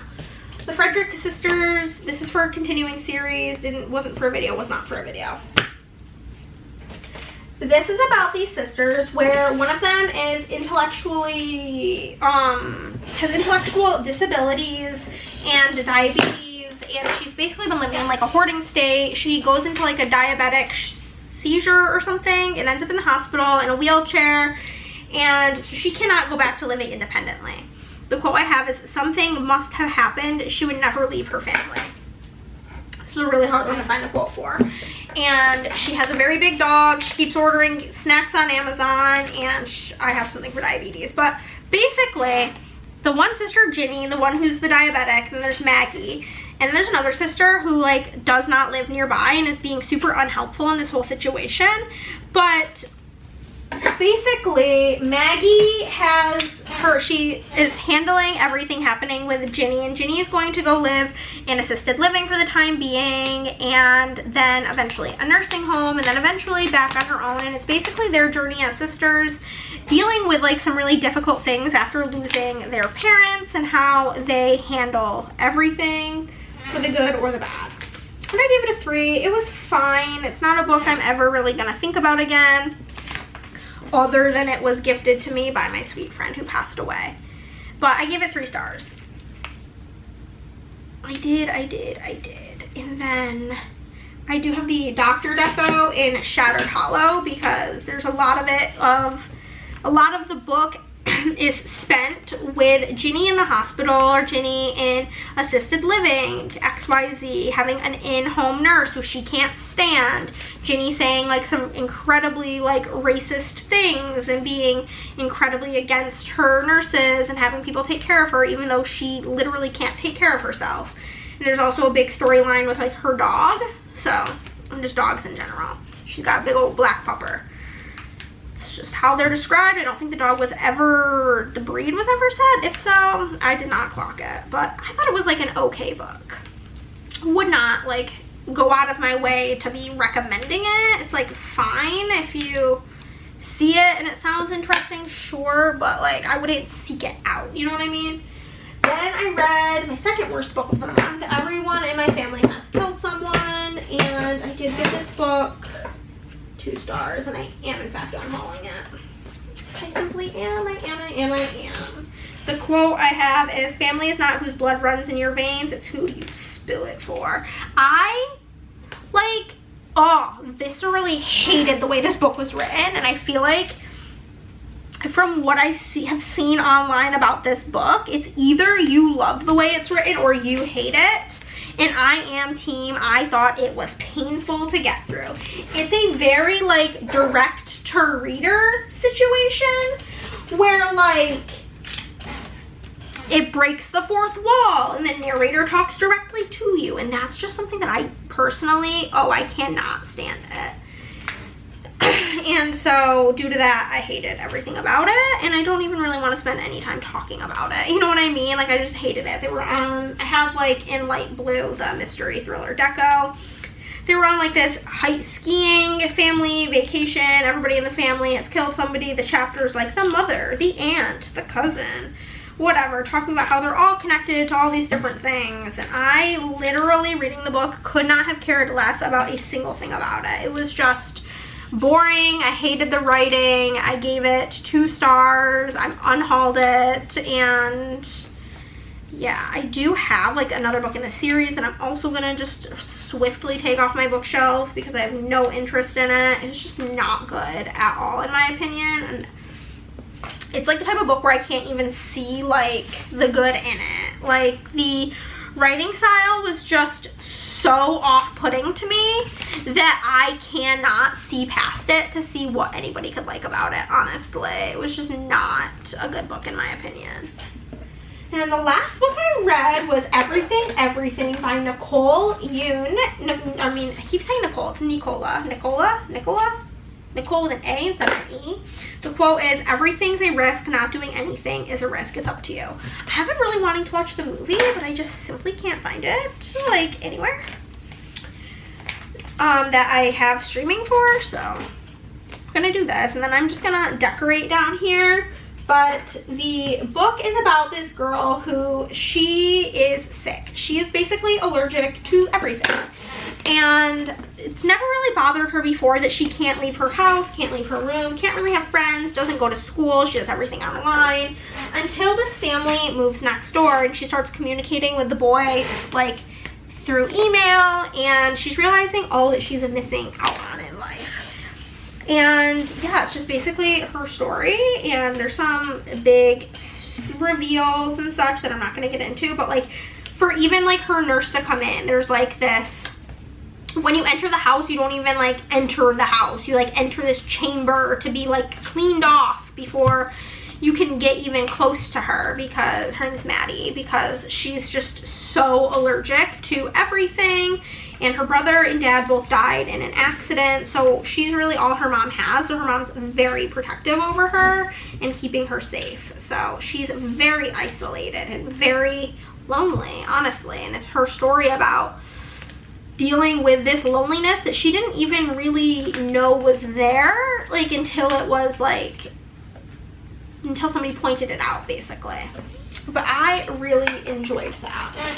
Now I'm going to use my just flowers here, and we are just going to decorate this, because why not make it fun since we have all this extra space. I actually don't love when I have extra space, and I don't have it. Usually this is where I would put my DNFs, but I actually did not have any this month. I already have a DNF for next month though, so watch, next month I won't have a little extra space, so my DNF will be pointless. But it does exist.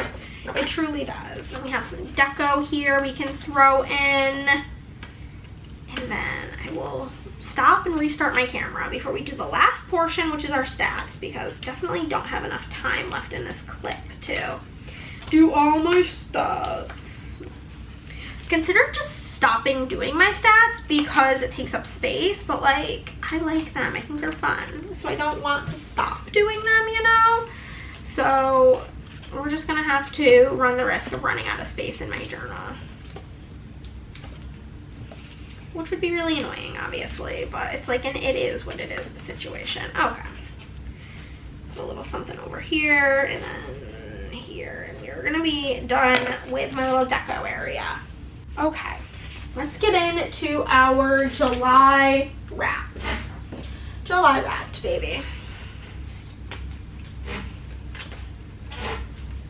We will toss that here. I only have one more divider on this page, so we're just going to use it to, you know, get it out the way. I don't know if I usually do genres first or locations, so I will need to go back and look. I will use this last flower because, sure, we like using up full sheets and not being wasteful around these parts. And we'll just toss in a star and a heart over here. Cute. Okay, I think that means we'll be starting with genres. Okay. So we'll toss in our genres. We've read a lot of romance. I did look it up, and I am gonna need like 3 rows to do romance. Romance is a very like safe genre for me. It's not triggering right now. I'm sorry if I'm like being a downer. It's just truly life right now. Reading thrillers for me currently has been quite triggering because my friend who passed away, we would buddy read most thrillers together. So it's just really not been for me. Which is why I've been reading quite a bit of romance and stuff like that. Here are all of our things. We have we need 3 for romance. So 3, 4, 5, 6, 7, 3, 4, 5, 6, 7, 8, 9, 10, 11, 12, 13, 14. We need 15 rows for genres. 1, 2,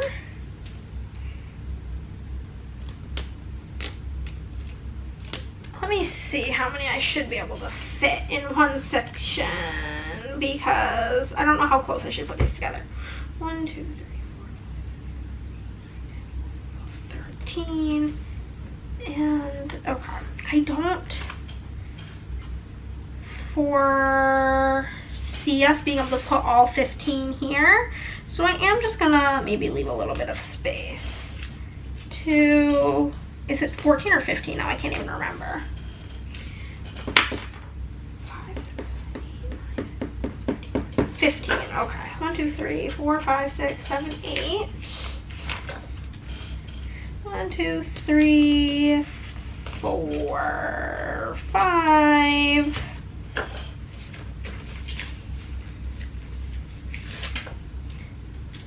Basically, I didn't want to have just one on a different page. That would really bother me.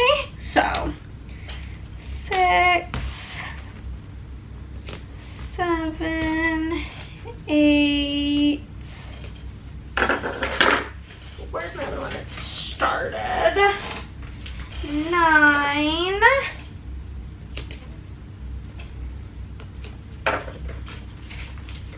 10, 11. 10, 11,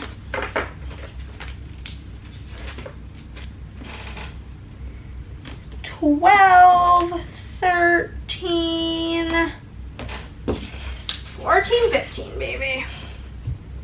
Okay. Oh no. Oh no. Oh no, no, no, no, no, no, no. Oh, I'm not gonna use that one because it looked bad. It got a little bit of foil mixed on it, so. Okay. So we're gonna do that, and then we will toss in a divider here. And we will do locations.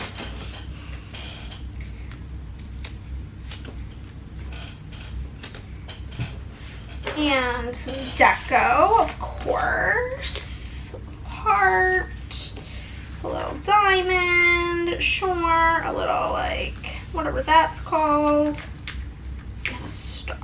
Okay. How many locations do we have? Quite a few locations here.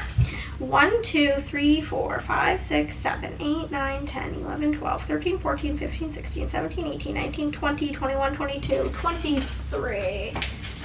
10, 20. This will be 20 because there's 10 on these, I think. 1, 2, 3, 4, 5, 6, 7, 8, 9, 10. Okay.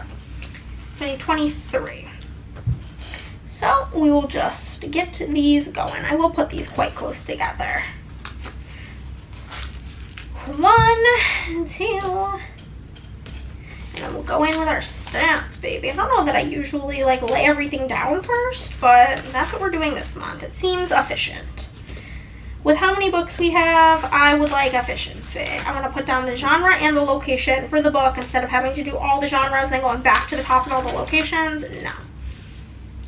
We're just going to do it by book, not by section in the journal. You know what I'm saying? Does that make sense?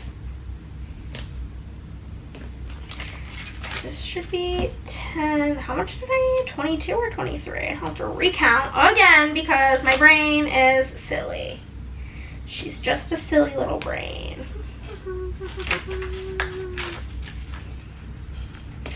I'll just do the 20 and then I will. Now I'll count. 1, 2, 3, 4, 5, 6, 7, 8, 9, 10, 11, 12, 13, 14, 15, 16, 17, 18, 19, 23. So I need like 13. How much can fit on like one full page? Do I have like an example of a full page so I know like how much to space them out?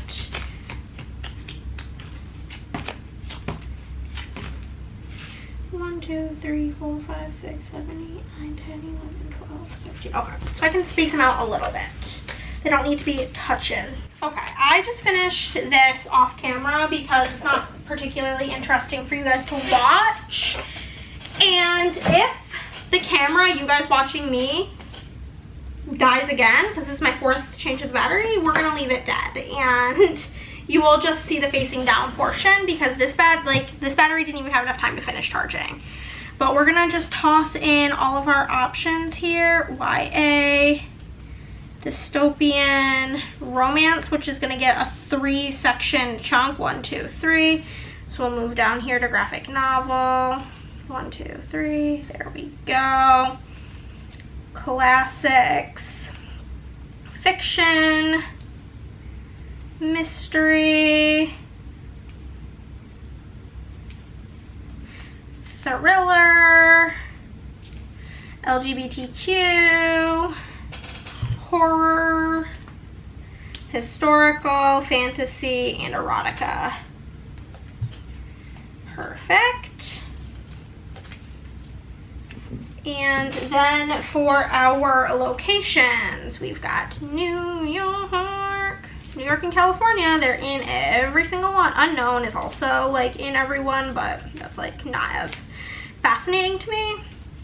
New Jersey, Wyoming, Canada, South Carolina, Illinois, California, Maryland and Tennessee, and then we're gonna flip the page. Maryland, Tennessee, and if anything's spelled wrong, no it's not. We just pretend that it's not and we move on, so please don't tell me. Singapore, France, New Hampshire,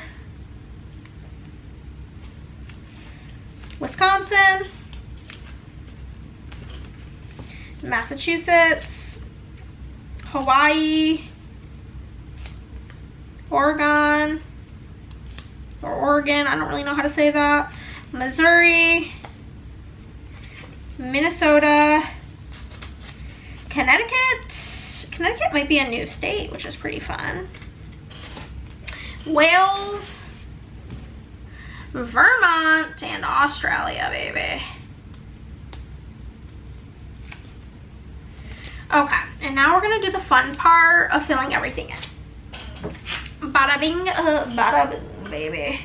So the first book is Unwind, which is a YA dystopian, and we don't know where it takes place. It's not like, it's like a fictional version of the world. So there is no like, this is in New York. It's unknown to us. Just that it's somewhere in the United States. Summer in the City is a romance that takes place in New York. The Giver, the graphic novel, is a graphic novel, classic and dystopian. And we don't know where it takes place. Again, it's like a fictional version of the United States, but nowhere specific was mentioned. Such a Pretty Girl is YA fiction. YA and fiction. And Such a Pretty Girl takes place in New Jersey. Then we have Lost and Lassoed, which is a romance that takes place in Wyoming. In Wyoming. The Teacher is a thriller, and they never mention where that one takes place. So we will toss that under unknown. Right? Yeah. Interesting facts about space is fiction and LGBTQ. And it takes place in Canada. Then we have The Art of Catching Feelings, which is a romance that takes place in South Carolina. Followed by Real, which is a romance, and it takes place split over New York and California. LOL. Our two always most popular locations. After that, we did read The Ballad of Songbirds and Snakes, which is again a YA dystopian. And it takes place in Panem, but fictional or unknown kind of go hand in hand. The Exorcist is a horror, and it is considered a classic just because of how old it is. So that's pretty cool. And it takes place in Maryland. Then we have got The Off Limits Rule, which is a romance that takes place in Tennessee. Are you from Tennessee? Because you're the only 10 I see. Did I skip whatever took place in Illinois? Why is it so far up? Because usually it's like in order. Whatever. Does not look like it did. Acts of Violet is mystery fiction. So we'll toss a mystery. We'll toss a fiction. And The Acts of Violet takes place in New Jersey. On the next page, right? No, it's up here. It's already been picked. Local Woman Missing is a thriller that takes place in Illinois. Fun fact, a good portion of my mom's side of my family lives in Illinois. Then we have Rich People Problems is fiction, and it takes place primarily in Singapore. Then we have Peggy, which takes place primarily in both France and New York. So I did tag it for both of those. And it is a historical book. Historical. So we'll top that in historical. Mad Honey is a fiction mystery. Fiction mystery. And it takes place in New Hampshire. After that, we've got Dead 11, which takes place in Wisconsin. And it is a horror novel. So we'll put a tag in horror. Then that is followed by Flirting Lessons, which is an LGBTQ romance. That takes place, I think, in California. Yup, because I remember them going to the vineyards, baby. After that, we read Well Played, which is a romance that takes place in Maryland. Romance in Maryland, boom. Then The Twin, which is a YA thriller, and they never specify. They go to New York. So it's like somewhere near New York, but it's not like explicitly said, so I did just put it as unknown. The Reckoning of Roku is a YA fantasy, and again, it's not a real place, so it's gonna go on the unknown / fictional place. The Cinnamon Bun Bookstore is a romance that takes place in Massachusetts.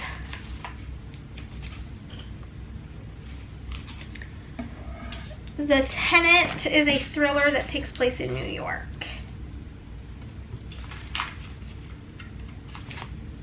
In New York, okay. Runaway Love is a romance, and we know it takes place in Cherry Tree Harbor, but where that's located in the world, we do not know. We do not know. Caraval is YA fantasy. And again, unknown place of origin, unknown place that we're in. Battle of the Bookshops is a romance that takes place in Massachusetts. What the heck happened there? In Massachusetts. Boom, bada bing, bada boom.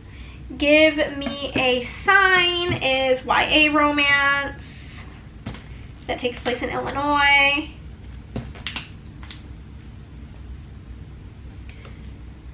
Mixed Signals is a romance that takes place in Maryland. So much Maryland. Very odd one to be like getting a ton. Those Girls is a thriller that takes place in Canada.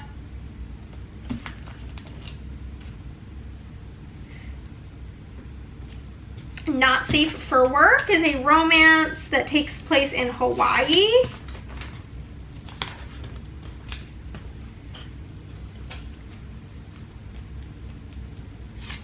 One Golden Summer is a romance that takes place in Canada. So much Canada too. Holy macaroni. Live, laugh, love. Savor It is a romance that takes place in Oregon.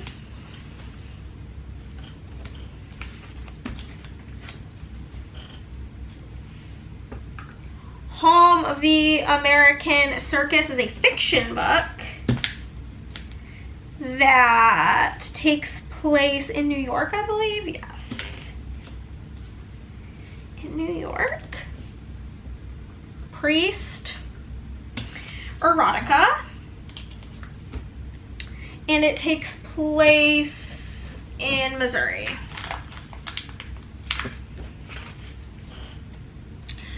Okay.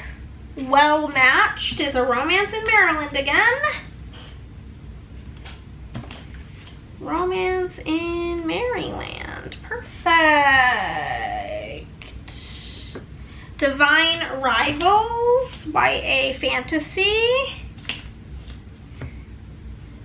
that takes place in an unknown location.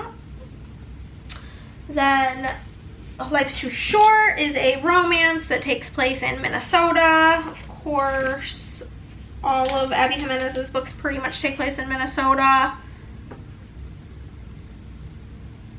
Do Not Disturb takes place in New Hampshire. So we'll pop this on here, and it's a thriller.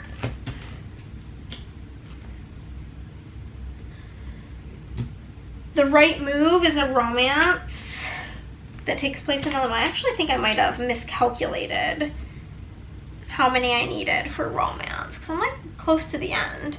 Our Infinite Fates is a YA romance fantasy.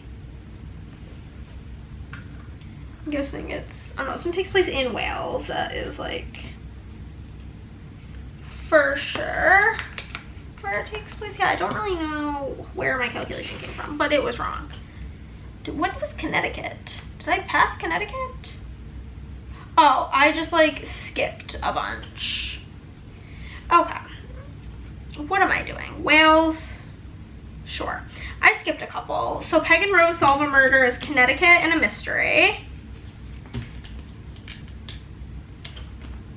And then The Right Move is romance in Illinois. Did I skip anything else? That might be also part of my problem. Okay.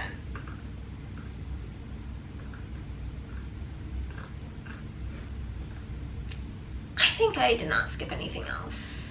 The Frederick Sisters Were Living the Dream is fiction. It's fine. We're just gonna leave everything as is because, you know.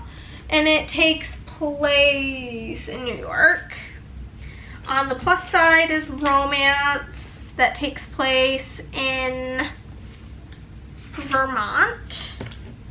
Everyone in my family has killed somebody takes place in Australia. And it's a mystery, and it's bad.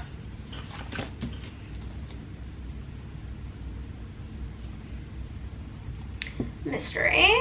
And then everything is YA romance. Yeah, I don't know where my like calculation for needing that many romance was, but hey, it's fine. It's all good. We're gonna leave it as is because I'm not trying to rip up paper. And it takes place in California for the most part. There's like a little bit in Hawaii, but it's mainly there. And then that is everything, guys. That is my journal for this month. We will flip through her real quick if I can find the beginning of the month. It's June. July reads. So here is our July journal. This is my favorite page. Let me know which page is your favorite. If you've read any of these books, what you think. Do you journal like me? Do you like my journal? Let me know down below. And I will see you guys in the next one. Bye-bye.